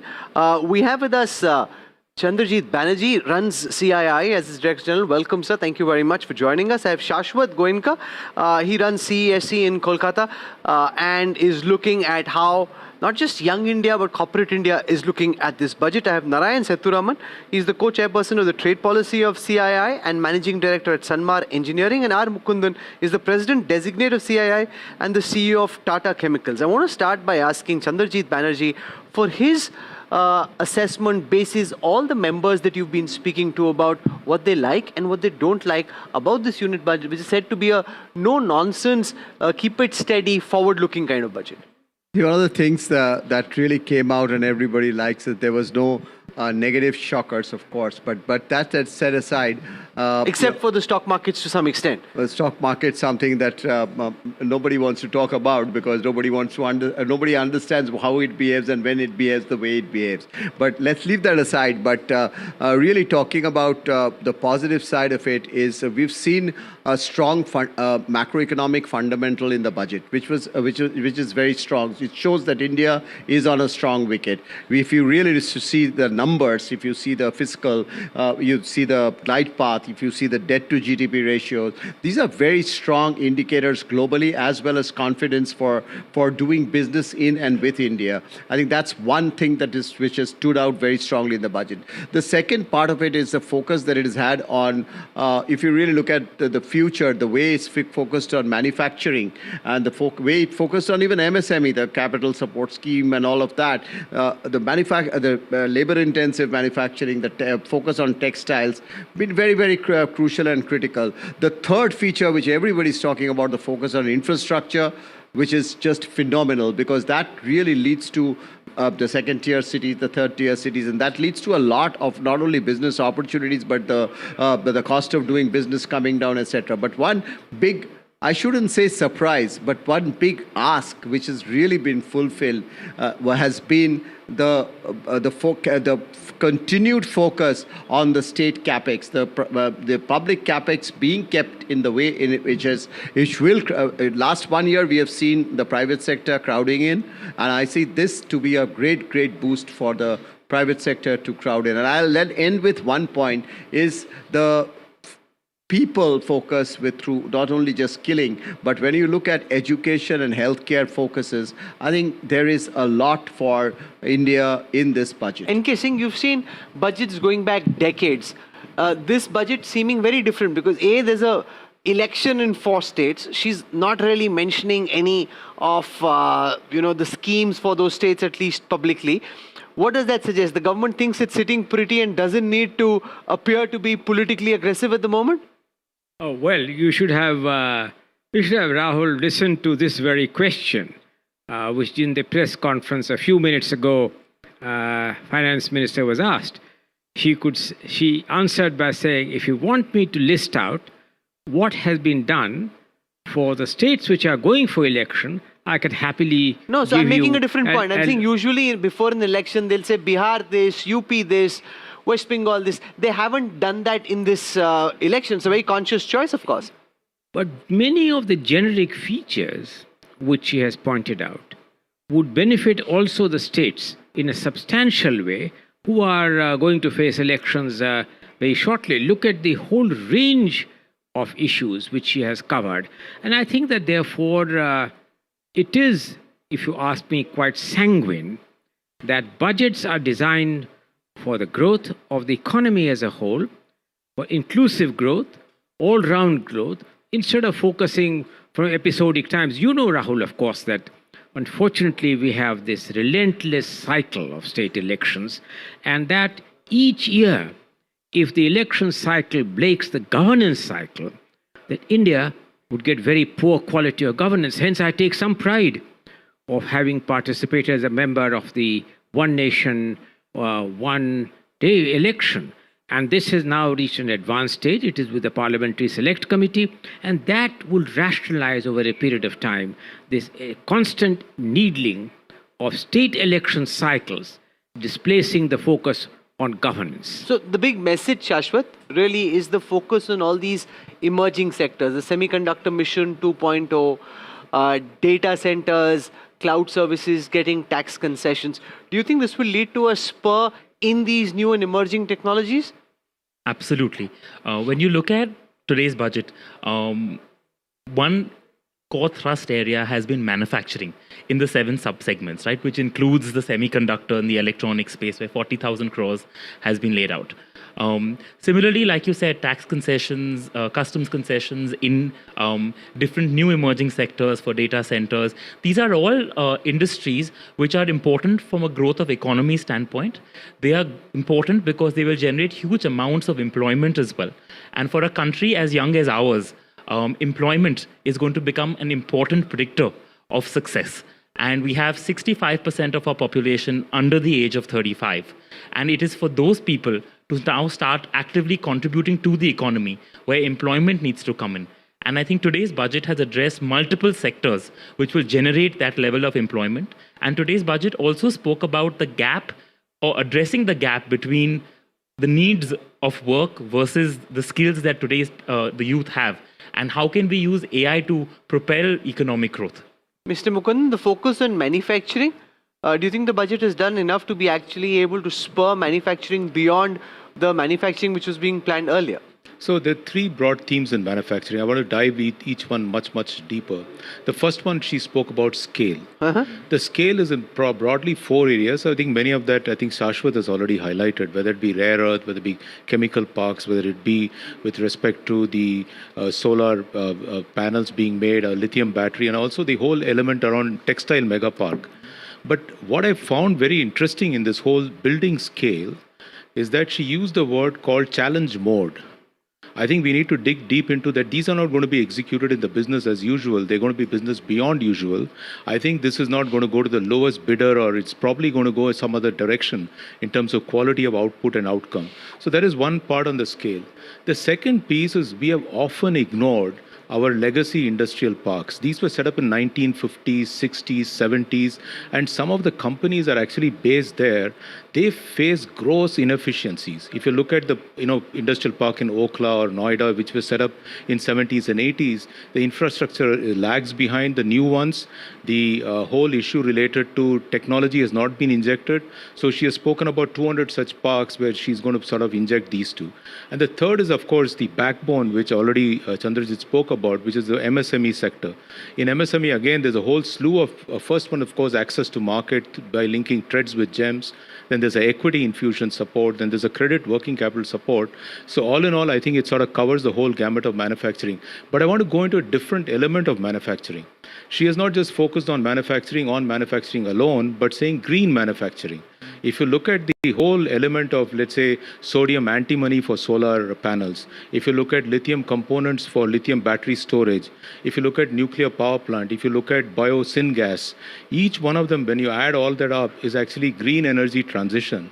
Lastly, for hard to abate sector, which is something which we all have to grapple with if you have to hit our 2070 target, sectors like power sector, the steel sector, chemical sector, they all need to get onto new technology, and there's a thrust on carbon capture and use for the first time in the budget.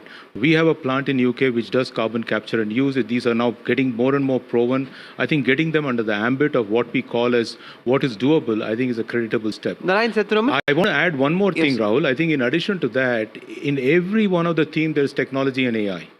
And to back that up has been this tax-free exemptions for data centers. So it sort of all ties in a very, very holistic way. No, do you think, for example, these tax-free holiday for cloud services in data centers helps attract additional investment which wouldn't have come otherwise? And also these corridors that are being built, for example, on rare earths.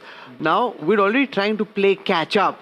Just the fact that you're making these moves now, will we be able to actually catch up in the effort that's being made? See, if the government has been laying a lot of emphasis the last few months on supply chain de-risking. And yes, you can say one way of looking at it is to say that we are playing catch up, but it's about time we did. We've learned, and therefore the rare earth corridors and all the other policy initiatives announced will definitely go a long way towards helping us build towards the supply chain de-risking. The government has announced 100 products where they really this is part of that overall larger initiative.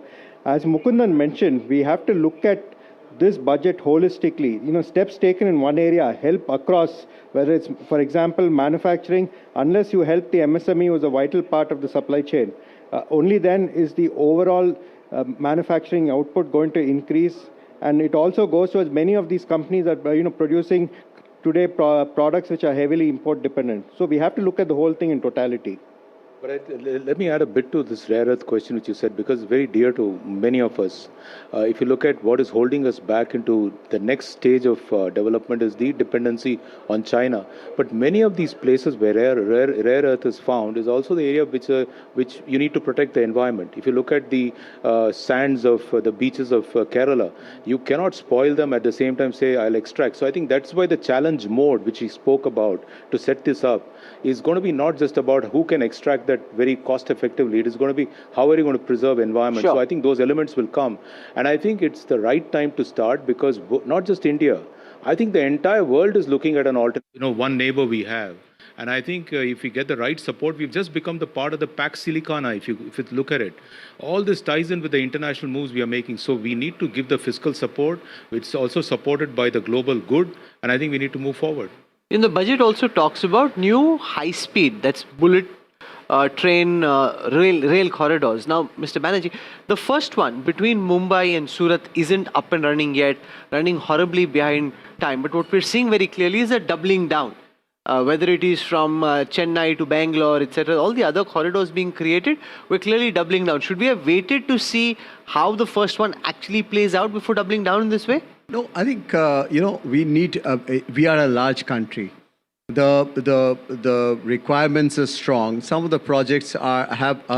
The initial. If you really look at the first one and wants to see that as a pilot, sometimes we learn a lot of pluses and minuses from such projects. So I don't think that. How fast or how slow the first one has been should be just the way we go forward. I think when we have seen many projects, when we have spread it across, many of them have taken on fast. It depends on the place. India is the states are all very different. The way things move in different places have been different. And I think that it's a great announcement. It's just not you've seen many corridors. You talked about the rail corridors. Now we are going to use the waterways, and I think these are essential ways of seeing how just not goods and people are transported, but these are really going to add to our cost of doing business in terms of really making us competitive and seeing logistics in the country improve. It is moving. Many parts have moved. You've taken an example where it might not have moved in the manner in which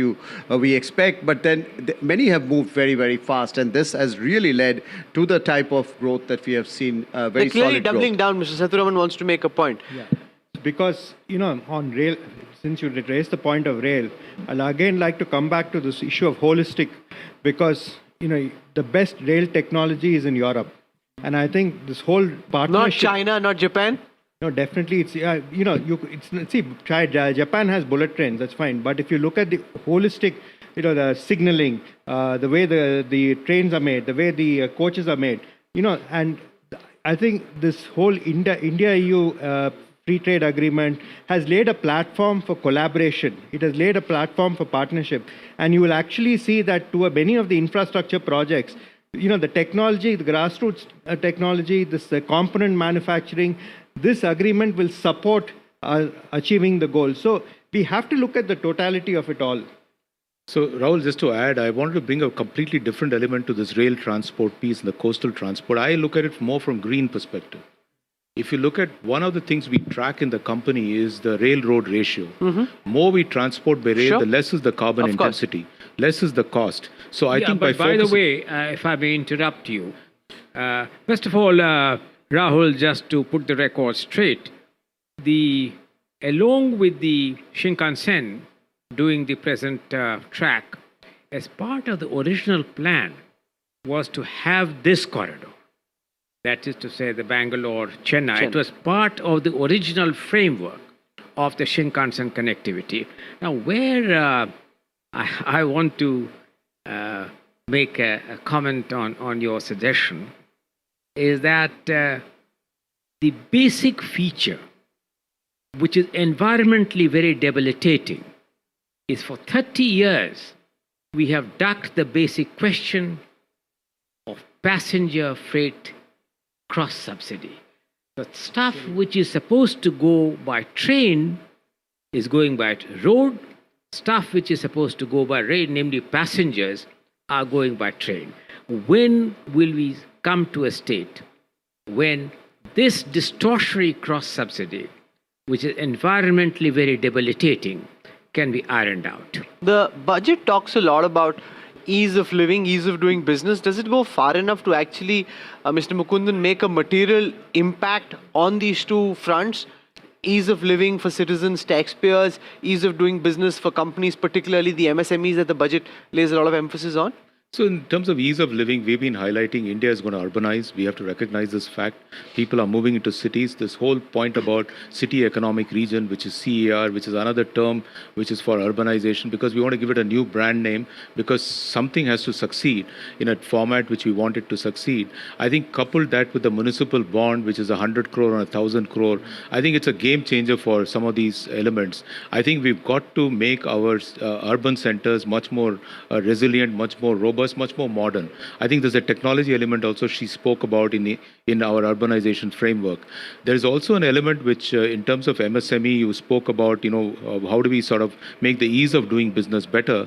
One of the things we highlighted in this budget is the linkage with the external sector. So the key focus on customs, custom clearance, the speed of clearance, digitizing entire custom clearance is going to actually make the life easy for exporters as well as for importers. Because if you want to be a big export economy, you also need to open up for imports, because some of the components you may not make, you need to bring here, assemble and send them abroad. So I think we got to look at how do we make logistics more competitive, the paperwork which goes with logistics also more easy and efficient to do. Okay. Mr. Banerjee, one of the reasons that the budget is coming from criticism from some quarters is the absence of a framework on what the next step of reforms will look like. We know for a fact that there are several committees within the government, like the Rajiv Gauba committee, which are working on deregulation. Would it have been a good idea for the finance minister to lay the vision on what citizens, policymakers, people in the markets and elsewhere should expect from here on? Two broad points on that. I think the budget lays down the fact that the way we are going, there is a focus that there is a focus going forward on trust. I think when Mukund spoke about ease of living and ease of taxation and the type of space being given to, some of the things that we have seen in the tax front, say for instance, the penal provisions have been sort of modified. We are seeing more and more emphasis towards trust, and I think that's going to be taken forward. So the reforms. The type of reforms, trust-based reforms, the space to the private sector, all of it, I think going forward that private sector is going to create wealth, private sector is going to create employment, is all very well focused. The second part of it is I see a lot being focused upon, and as we move forward, is on how we are going to encourage, say, for instance, technology, indigenization of technology, the focus on research, the focus on long-term. And you talk about long-term, the long-term need for us to move into a much more research orientation and look at future of technologies. I think it talks really about future of green, future of technology, future of skilling, the way we will move ahead on future of employment, future of healthcare. So I see a path going forward very strongly. The economic survey referred a lot to the global headwinds that we face, the uncertainty at the macroeconomic level.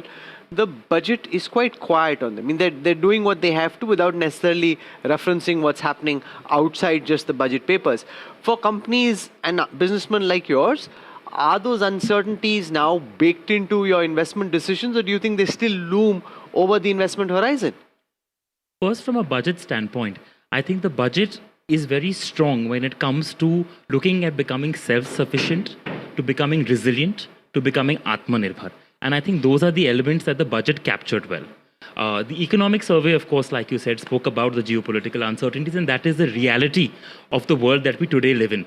So we have to work to become resilient in our businesses, to make our supply chains resilient of global uncertainties, but at the same time also continue to become globally competitive. And that's the plan that we have built into all of our business plans.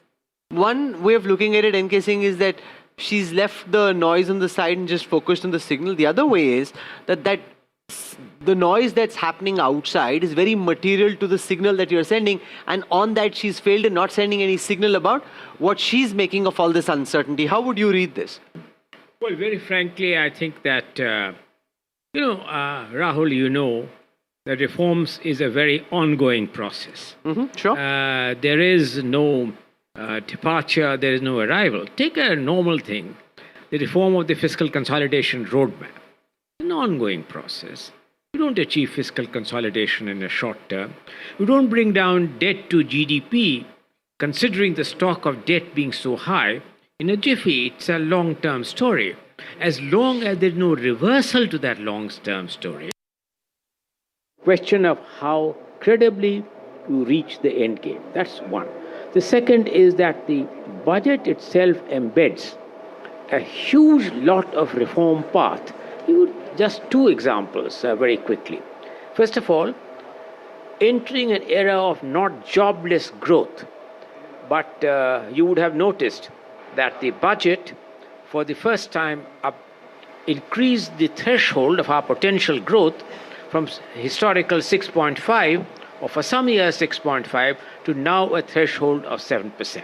The 7% is supported with jobs. So we are really taking decisive steps, jobs emanating out of tourism, jobs emanating out of health and healthcare facilities, making India an important health tourism destination.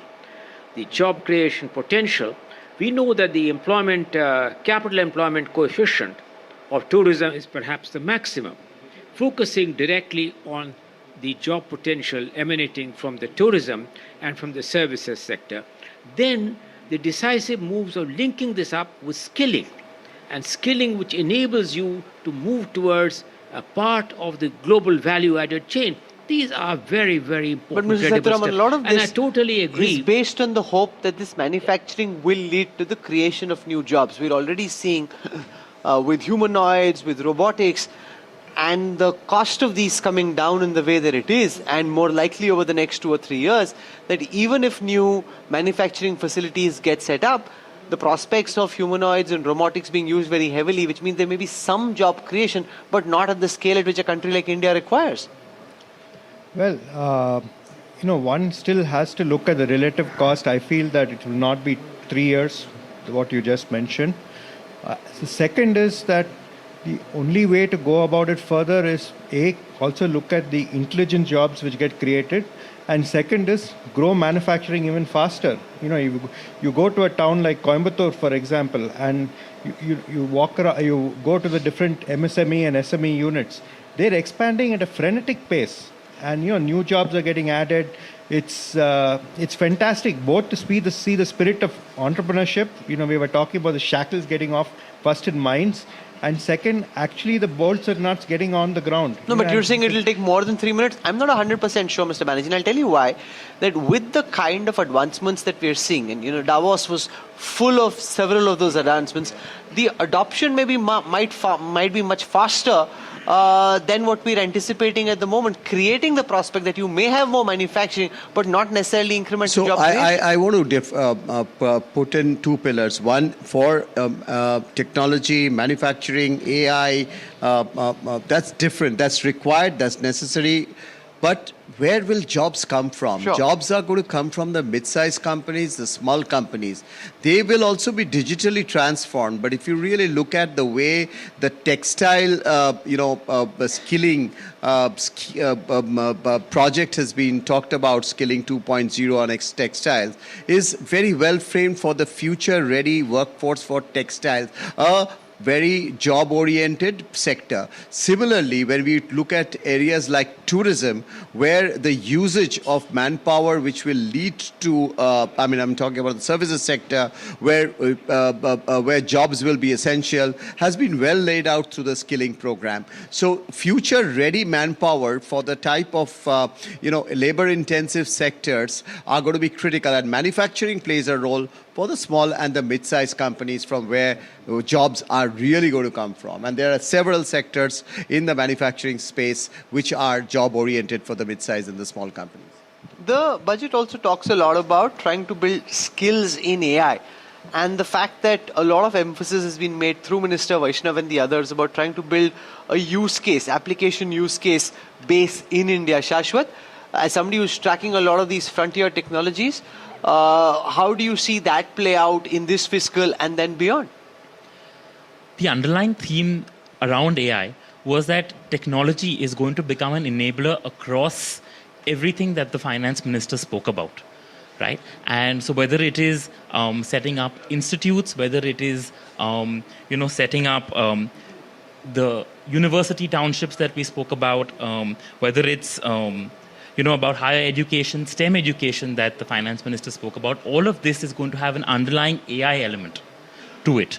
Right? And technology is going to become that force multiplier for the economy going forward. So I think in reality, going beyond the budget as well, AI adoption is the only way to kind of grow at exponential speeds. And today we have the demographic power to grow at that speed.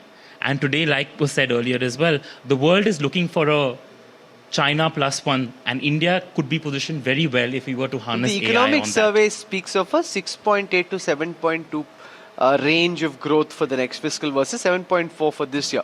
Mr. Banerjee, final words before we end. At this moment, are we heading towards the upper range of that range or the lower part of that range? I think we are poised for a higher trajectory of growth. What we are not probably covered now is the effect of all of it happening over a period of time in the next 2 or 3 years.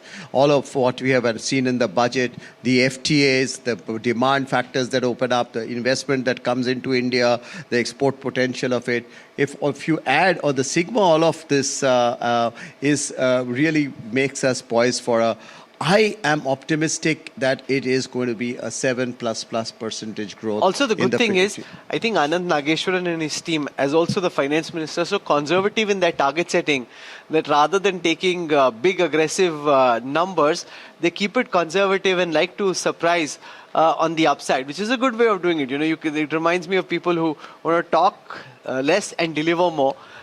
Especially given everything that's beyond their control, that's not necessarily a bad approach towards setting these growth numbers. So thank you very much for joining us. It's been a pleasure having you. We'll slip into a break.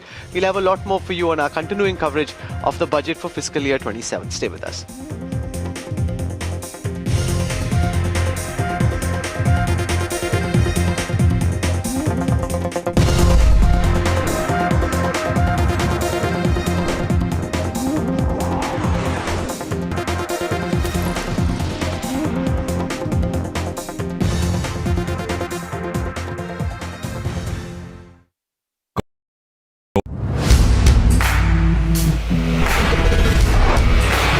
Alright team, our new order show is ready. Now we need a promo. Something cool, something sharp. Well, I'm sure we'll be having outstanding reviews, solid suggestions, expert advice, the latest trends. It's a lot simpler. We'll help people make the right auto decisions. It's got the cool stuff, geeky stuff, serious stuff, all of it, so that you can discover, decide and drive. I'm Siddharth Sharma and I am your Automate.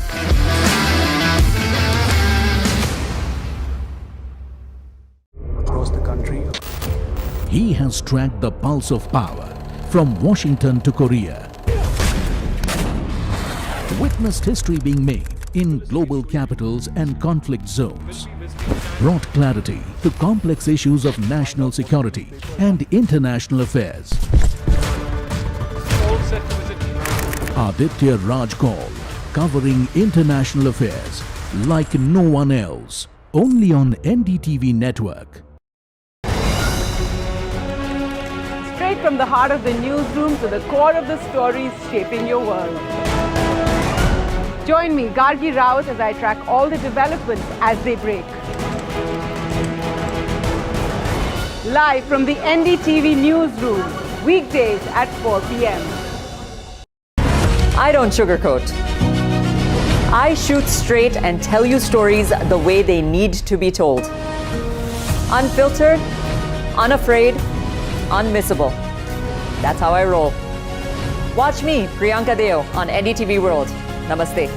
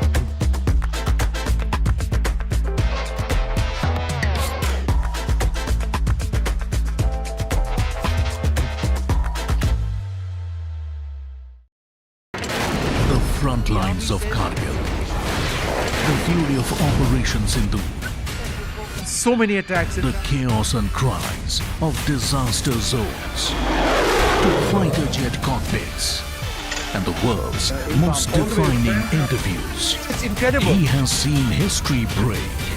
Live, unfiltered. 20,000 hours of live broadcasting. Welcome to Left, Right, Centre. Hard facts. War-struck country. Hard questions. In the Ukraine. 30 years of trust. In the Kargil area. North Ukraine. In France. In Italy. At Srinagar.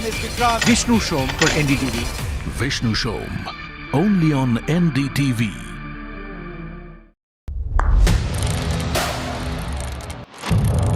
What seems settled for me is unfinished business. So I rewind, I pause, I reflect, I dig until what's buried stands up to be counted. Breaking ground, not just headlines, the meaning behind them. This is Breaking Ground with me, Vedika Sood. A very special moment for us as we announce NDTV Masterstroke, the NDTV Art Awards. M3M presents NDTV Masterstroke Art Awards.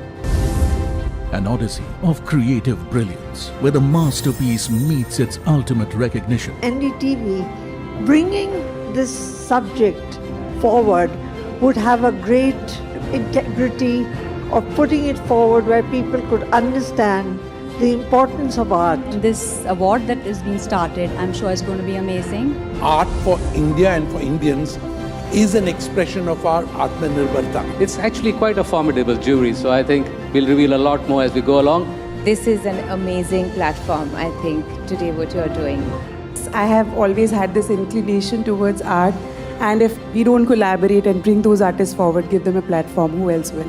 Honoring the masters who define our cultural landscape, M3M presents NDTV Masterstroke Art Awards on the NDTV network. 21 days in Kashmir. People have bombarded me, friends, with requests for an unfiltered list of things I saw and observed on the ground. Very special ground report from the line of control. There were some children who've lost limbs in the shelling. They're now India's smallest but possibly the most powerful crime family. Cough syrup has killed.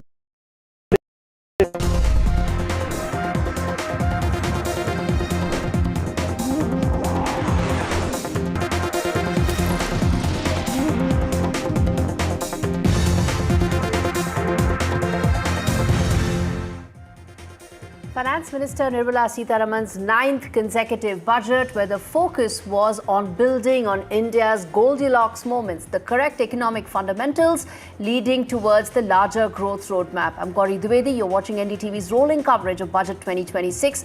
Let me get you the big headlines that we are getting for you this hour. First up, Budget 2026 puts AI jobs in focus as Finance Minister Nirmala Sitharaman targets services-led growth. New panel to be constituted to review the impact of AI on services sector. Defense sector gets a major push. Capital outlay up by almost 22% to 2.19 lakh crore rupees. Total defense budget at upwards of 7.8 lakh crore rupees. Biggest jump from 48,000 crores to 63,000 crore rupees in aircraft and aero engines. Prime Minister Modi hails Budget 2026, calls it futuristic, says the budget this year is setting a roadmap for Viksit Bharat 2047, a developed country by 2047. Equity markets gave a big thumbs down to Budget 2026. Both Sensex and Nifty were in deep red after budget announcements, primarily on account of hike in the STT for FNO, besides the expectation of a capital gains tax cut, which didn't happen. Politics speaks over Budget 2026. Leader of opposition in Lok Sabha, Rahul Gandhi, slams the budget, says there's nothing in it to placate the looming global shocks, even as Trinamool chief Mamata Banerjee calls budget a garbage of lies.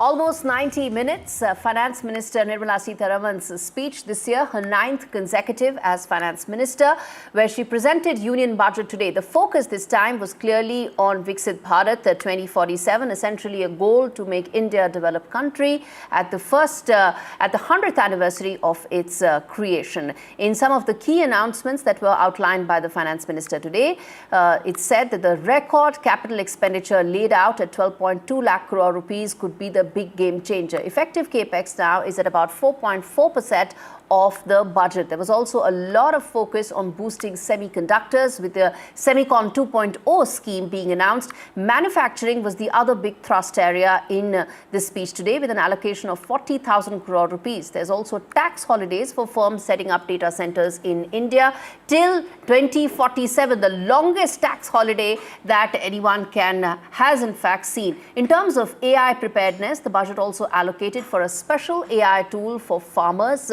Prime Minister Modi hailed the budget, calling it a boost to India's Viksit Bharat journey, and added that it gives a new reform express, a fresh impetus, a fresh push, something that the Prime Minister had mentioned. Take a look at some of the snippets of the Finance Minister's speech. Public capital expenditure has increased manifold from 2 lakh crore in 2014-15 to an allocation of 11.2 lakh crore in BE 25-26. In this coming year, that is financial year 2026-27, I propose to increase it to 12.2 lakh crores to continue the momentum. To strengthen the confidence of private developers, India's Semiconductor Mission 1.0 expanded India's semiconductor sector capabilities. Building on this, we will launch ISM 2.0 to produce equipment and materials, design full-stack Indian IP, and fortify supply chains. We will also focus on industry-led research and training centers to develop technology and skilled workforce. The Electronics Components Manufacturing Scheme, launched in April 2025 with an outlay of 22,919 crores, already has investment commitments at double the targets. We propose to increase the outlay to 40,000 crores to capitalize on this momentum. A scheme for rare earth permanent magnets was launched in 2025 November. We now propose to support the mineral-rich states of Odisha, Kerala, Andhra Pradesh and Tamil Nadu to establish dedicated rare earth corridors to promote mining, processing, research and manufacturing. Attracting global business and investment. Recognizing the need to enable critical infrastructure and boost investment in data centers, I propose to provide tax holiday till 2047 to any foreign company that provides cloud services to customers globally by using data center services from India. It will, however, need to provide services to Indian customers through an Indian reseller entity. I also propose to provide a safe harbor of 15% on cost in case the company providing data center services from India is a related entity. Prime Minister hailed the budget, also spoke about the Yuva Shakti being a key backbone and a key feature of the budget this year. Listen in to what the Prime Minister said. इस budget में make in India और आत्मनिर्भर भारत अभियान को नई रफ्तार के लिए महत्वाकांक्षी रोड मैप प्रस्तुत किया गया है।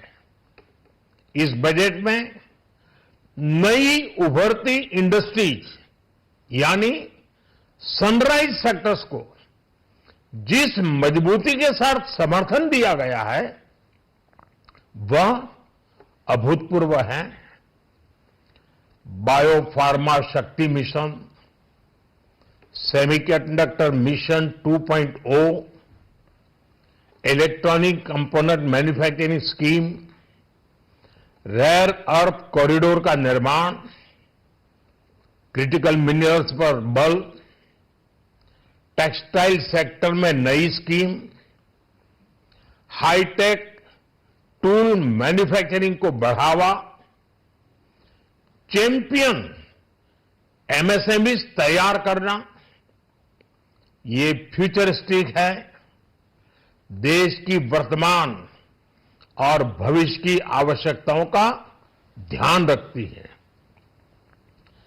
एमएसएमई को, हमारे लघु और कुटीर उद्योगों को जो समर्थन इस बजट में मिला है, वो उन्हें लोकल से ग्लोबल बनने की नई ताकत देगा। जो पाथ ब्रेकिंग रिफॉर्म्स किए गए हैं, वो एस्पिरेशन से भरे हुए भारत के साहसिक, टैलेंटेड युवाओं को उड़ने के लिए खुला आसमान देते हैं। ये बजट ट्रस्ट बेस्ड गवर्नेंस और ह्यूमन सेंट्रिक अर्थरचना के विजन को साकार करता है। All right, listen in to some other reactions coming in from the government, including that of Commerce Minister Piyush Goyal. Remember, this is the first budget that's come in after the Trump tariffs were imposed on India of over 50%. The impact of that and India's larger roadmap to take that forward is something that Piyush Goyal, Commerce Minister, mentioned. Listen in. ये future ready Bharat का budget है। ये budget हम सबको प्रेरित करता है कैसे बहुमुखी रिफॉर्म्स के साथ, और आपने तो देखा ही है कि स्वतंत्रता दिवस के बाद किस तेजी से रिफॉर्म एक्सप्रेस भारत में आगे बढ़ते जा रही है। चाहे वो जीएसटी को सिंप्लीफाई करना हो, चाहे लेबर कोड्स को नोटिफाई करना हो, डीक्रिमिनलाइज करना हो कानूनों को। 350 से अधिक रिफॉर्म इतने छोटे समय में हुए हैं। और आज का जो बजट है ये इतने व्यापक तौर पे लोगों को प्रेरित करता है। देखिए, एक ऐतिहासिक बजट होगा और विकसित भारत का एक रिफॉर्म एक्सप्रेस, प्राइम मिनिस्टर का रिफॉर्म एक्सप्रेस बहुत तेजी से आगे बढ़ेगा। और भारत का बजट को आज के दिन में विश्व देखता है, पूरा देखता है कि भारत का बजट में क्या होगा। तो सब हम लोग अच्छा से उम्मीद के साथ आज बजट सुनेंगे। Union Minister for Communication and Donor, Mr. Jyotiraditya Scindia. So how do you see this time budget? Is it Atmanirbhar? Is it self-reliant for youth, for women? It's a forward-looking budget, a budget that has been crafted by the Prime Minister, the Finance Minister, by the youth of India. As you heard, it's the Viksit Youth dialogue that has led to many points in this budget, and where on the one hand it cements the path of India over the last 12 years, a path to huge economic growth at 7.4%, a path to control on the menace of inflation at 1.7%, a path of ensuring fiscal profligacy by controlling fiscal deficit at 4.4%. Next year's target is 4.3%. At the same time, unleashing animal spirits by a capex expenditure of close to 11.2 lakh crore. Next year's target is 12 lakh crore from a low of 2 lakh crore from 24-14-15. I must thank the Finance Minister for two aspects. One, charting the course for the future, the concentration on the orange economy, audiovisual, gaming, other sectors, semiconductors, AI, tourism, rapid urbanization in India. Along with that, the focus on the Northeast. The fact that we have 5 Buddhist tourist routes that have been planned out, which was submitted by our ministry. Along with that, the urbanization focus with 4,000 e-buses, the concentration on setting up health and education centers. So all in all, a very robust budget, a budget that cements our journey and sets the path for the future of India towards Viksit Bharat 2047. How do you see the capital expenditure and also the initiative to control the fiscal deficit? Both very important. Where on the one hand, you're looking at not revenue expenditure but capital expenditure. What that means is that every rupee invested will give you multiple gains in the future by that capex. And from a low of 2 lakh crores, you're now focusing on 12 lakh crores. That means 6 times in the last 12 years. That's a huge impetus that has been given to that sector. And at the same time, the control on fiscal deficit, because it's important to be able to manage your finances both from a revenue perspective and a fiscal perspective. And the 4.5% target that had been set for 25-26 has been met by achieving 4.4%, and next year we will achieve 4.3%. माननीय प्रधानमंत्री श्री नरेंद्र मोदी जी का कर्तव्य भवन में बना हुआ कर्तव्य पथ पे चलने वाला ये बजट का मैं पूरा स्वागत करता हूँ। जिस प्रकार से माननीय निर्मला सीतारमण जी ने लगातार 9वीं बार अपना बजट रखा है, ये भारत सरकार की पॉलिसी सस्टेनेबिलिटी और गुड गवर्नेंस का प्रतीक है। माननीय प्रधानमंत्री जी का जो विश्वास जनता के बीच में है, उसको ये बजट पूरी तरह से दर्शाता है। हम लोगों ने देखा कि किस प्रकार से माननीय प्रधानमंत्री जी का सबका साथ सबके विकास के जो मूल मंत्र हैं, वो इस बजट के पूरे विस्तार में दिखता है। साथ ही साथ विकसित भारत 2047 के बनाने का जो सपना माननीय प्रधानमंत्री जी ने देखा है, उसके लिए भी ये संकल्प से सिद्धि वाला बजट है। Actions coming in on Union Budget 2026.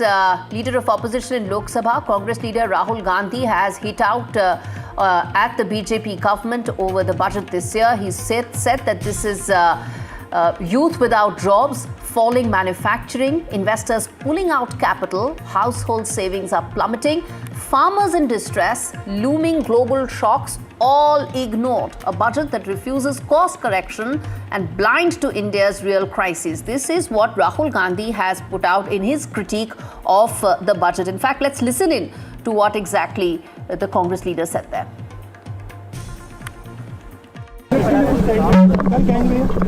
लेकिन सर अभी पार्लियामेंट को यूज करेंगे। लेकिन सर अभी पार्लियामेंट को यूज करेंगे। From the FM, Finance Minister Nirmala Sitharaman has hit back on this critique that's come in from the Congress leader.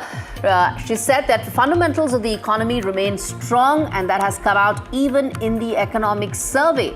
She said that if you want to criticize me politically, you can do so. But when it comes to facts, you cannot do so, simply because what Rahul Gandhi, essentially what Nirmala Sitharaman is saying, is that the Congress leader is just on a rant and has no facts backing him. In fact, let's play out exactly the rebuttal of the Finance Minister. With due respects, I don't know what course correction he is referring to. Economy and its fundamentals are strong. Global uncertainty is facing many of our sectors, for whom we have brought in so many different schemes for those small and medium enterprises. And with all this, the fundamentals of the economy remain strong. And that has come out even in the economic survey. So, well, politically you want to criticize, you're welcome, please do it. But if you want to give me the facts on which you're basing your argument, I'm willing to hear and willing to reply to that. In fact, as far as the budget is concerned, it's triggered a huge political row. Shortly after the finance minister presented her budget, opposition leaders jumped into the fray to attack the centre over this year's budget. Leader of opposition Rahul Gandhi slammed the budget, calling it one that was blind to people's problems. Flagging issues like unemployment, farm distress, depleting household savings, Rahul Gandhi went on to say that this is a budget that did not provide any concrete solutions. We played out the rebuttal also from the government to exactly what Rahul Gandhi said, but it's not just the Congress. There are others also who've come out and hit out at the budget this year. Congress MP Shashi Tharoor, who recently patched up with Rahul Gandhi and Mallikarjun Kharge, also slammed the budget, saying that the budget did not meet the expectations for poll-bound Kerala and lacked mentions as far as employment is concerned. A similar attack was also launched by SP Chief Akhilesh Yadav, who said that this is a budget that was beyond the people's comprehension. Priyanka Chaturvedi of the UBT faction of the Shiva Sena also slammed the budget, saying that this was actually something that missed going over key aspects like the impact of tariffs. TMC MP Abhishek Banerjee also hit out, calling the budget baseless with no mentions of West Bengal. And that's really, viewers, the big catch-22. This is a budget where full marks need to be given to the finance minister for not resorting to any freebies, even when there are 5 state elections that are lined up. She didn't resort to any of those political freebies, and listen in to the statements that came in from some of these opposition leaders. Listen in. Modi सरकार के पास अब नई idea खत्म हो गई है। ये budget Bharat की कहीं अधिक आर्थिक, सामाजिक और राजनीतिक चुनौतियों के लिए एक सवाल होके बैठा है और खास करके ये बजट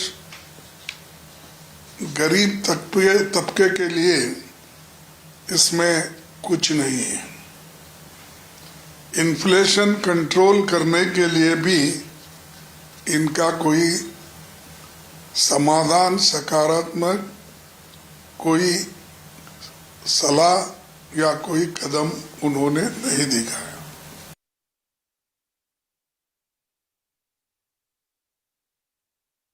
मैं कहूँगी डिसअपॉइंटिंग बजट है। उस समय पे जब देश को सबसे ज्यादा दिशा और दशा की जरूरत थी, उस समय पे ये बजट ने हमें डिसअपॉइंट किया है।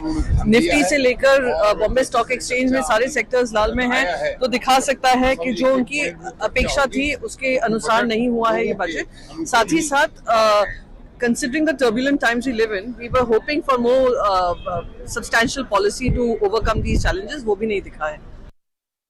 इस 5100 सेकंड में बंगाल का एक बार नाम तक नहीं लिया गया, एक बार भी, मतलब बंगाल मेंशन ही नहीं किया गया। और बंगाल छोड़ दीजिए, जितना भी कम्युनिटीज़ है, चाहे फार्मर हो या देश के युवा हो, किसी के लिए कॉन्क्रीट जो सरकार artificial intelligence, skill India, technological advancement का बात करता है, युवकों को रोज़गार कैसे मिलेगा, एम्प्लॉयमेंट कैसे क्रिएट होगा या किस दिशा में एम्प्लॉयमेंट क्रिएट हो सकता है, उसको लेके कॉन्क्रीट कोई चर्चा नहीं है, कोई मेंशन नहीं है इस बजट में। फार्मर्स के लिए कोई फिनेंशियल सिक्योरिटी या इनकम स्टेबलाइज करने का कोई तरीका, ताकि किसानों का कुछ मदद मिले, उसका कोई तरीका नहीं है। और कोई भी कम्युनिटी के लिए कोई यहाँ पे सोल्यूशन नहीं है, कोई समाधान नहीं है।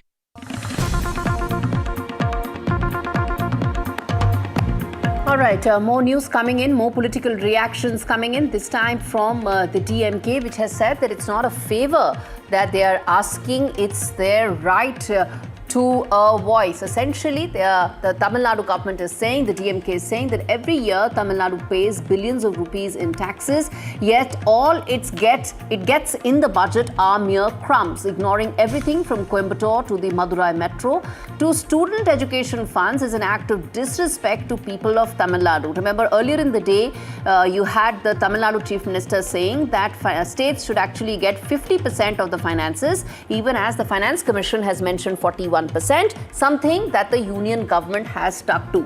But this is the latest political reaction that you're getting from the Tamil Nadu government, the DMK, again another poll-bound state, where the DMK says that people of Tamil Nadu and the state of Tamil Nadu is not getting its due. All right, this is the latest update that we are getting. Remember, earlier in the day, you had the DMK and you had the Tamil Nadu government saying that the central government should actually allocate more revenue to the states to the tune of 50%, something that, of course, even the Finance Commission did not mention. And this right now is a follow-up to those reactions that came in earlier.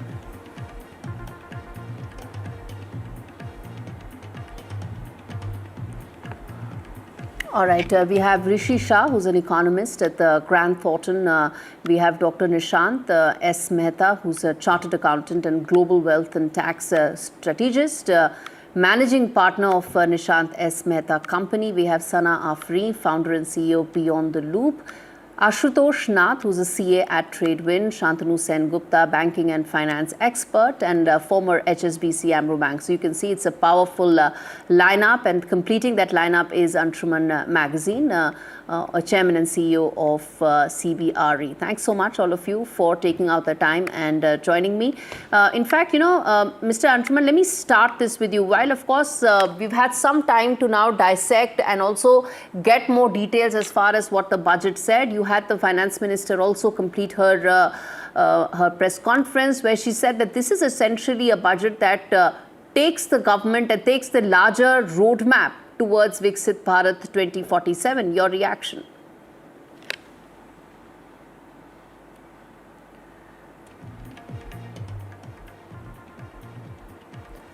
Anshuman Magazine, is my voice reaching you?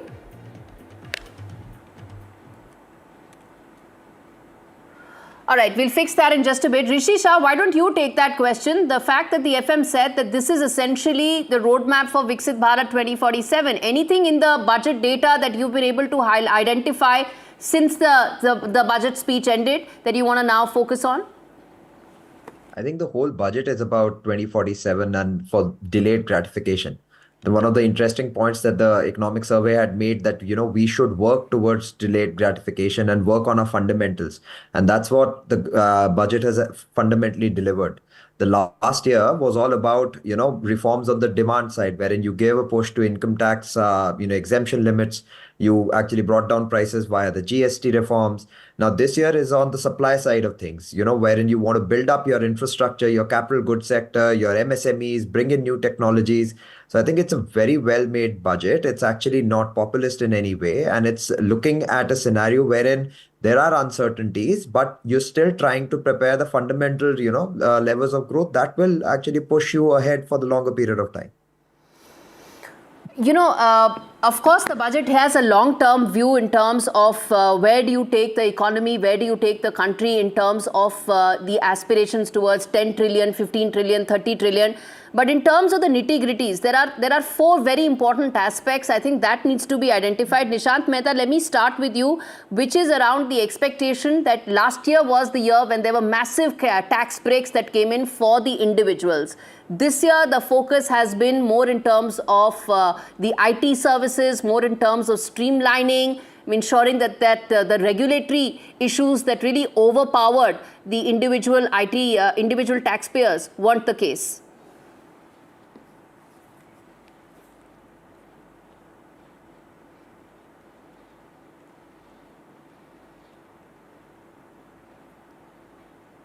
Sir, you need to unmute yourself.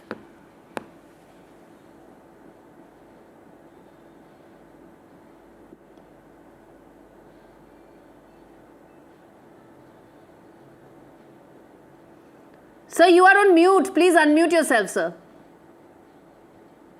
Okay, hi. So I believe this time the budget is not about giveaways.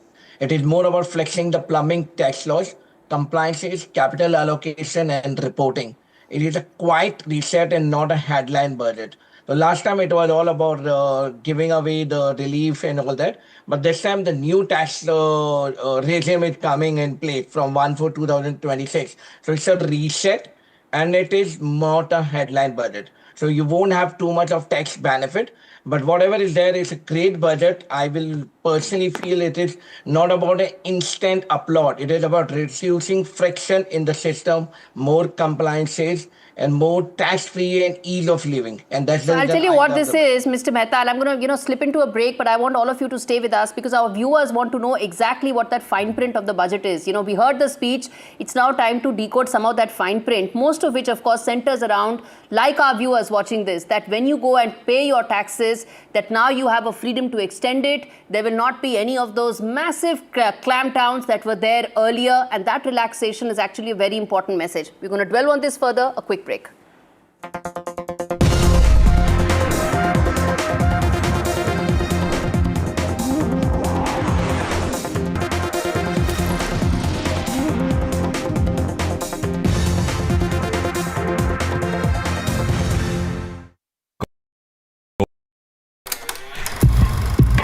लोग कहते हैं कि जिंदगी एक film की तरह होती है, लेकिन मेरी जिंदगी सिर्फ एक फिल्म नहीं, एक ब्लॉकबस्टर फिल्म है। बचपन से पता था मेरे सपनों में दम है, आगे नहीं सबसे आगे जाना है, स्टार नहीं सुपरस्टार बन के दिखाना है। नाम मिला, फेम मिला, प्यार मिला, I was not just running, I was flying। सबकी जुबां पे बस एक ही नाम, यो हनी सिंगर। लेकिन फिर ब्लॉकबस्टर कहानी में आया एक ट्विस्ट, 7वें आसमान से सीधा गिरा मैं जमीन पर। फिर क्या, खुद पे काम दोबारा शुरू, फैंस ने फिर प्यार दिखाया, फिर स्टार नहीं सुपरस्टार बनाया। है ना मेरी जिंदगी एक ब्लॉकबस्टर फिल्म। शुक्रिया आपकी प्रेयर्स का और आपके प्यार का। कॉन्सर्ट्स तो आपने बहुत देखे होंगे, but this is gonna be concert of a lifetime, क्योंकि मेरे फैंस ही हैं मेरी विक्ट्री, मेरी हिस्ट्री, मेरी glory. So come and witness Yo Honey Singh, this is my story।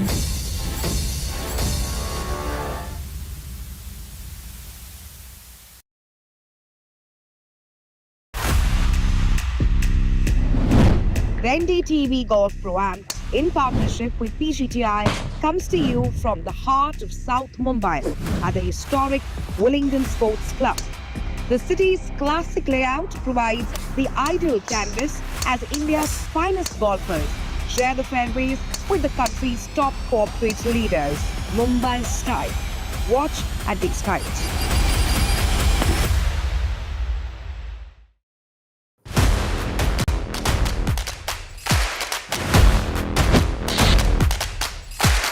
NDTV 24/7, total domination in Davos. The world's biggest voices first. Iconic visionary Bill Gates. World Bank President Ajay Banga. IMF Chief Kristalina Georgieva. IBM CEO and President Arvind Krishna. India's AI Minister Ashwini Vaishnav. NDTV is India's voice in the world. First interview with Maharashtra Chief Minister. First interview with Andhra Chief Minister. First interview with Assam Chief Minister. India's first ground event in Davos. NDTV puts India on the global stage. Davos, domination, no debate.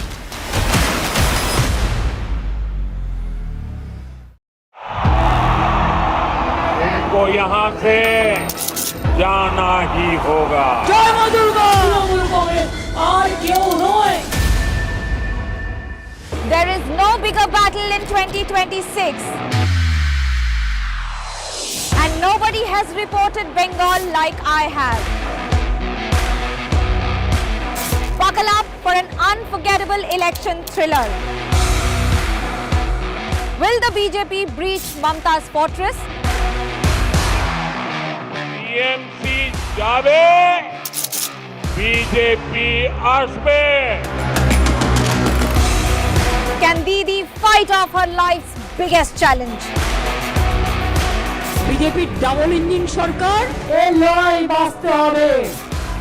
Battleground Bengal with Manogya Loiwal. Mumbai are bringing our first India tour in your city. Rock on with Shankar Ehsan Loy and Siddharth Mahadevan and Shivam Mahadevan. 5 times melody, 5 times masti with NDTV Good Times. Go grab your tickets on Live Your City by Fever. Other opposition parties.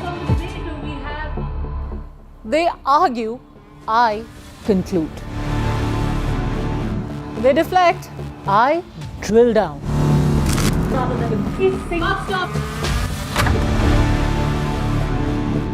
This isn't a free-for-all. It's a reckoning. No filler, no fog. Only the facts and where they lead. Every night at 9, the case closes because the buck stops here.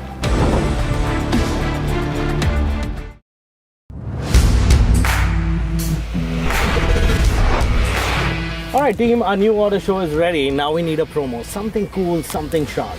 Well, I'm sure we'll be having outstanding reviews, solid suggestions, Expert advice, the latest trends. It's a lot simpler. We'll help people make the right auto decisions. It's got the cool stuff, geeky stuff, serious stuff, all of it, so that you can discover, decide, and drive. I'm Siddharth Sharma, and I am your Automate.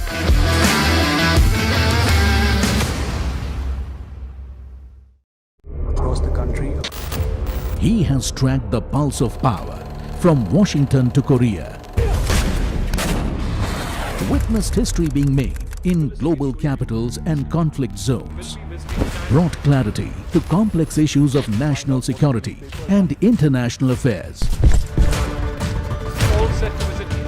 Aditya Raj Kaul, covering international affairs like no one else. Only on NDTV network. straight from the heart of the newsroom to the core.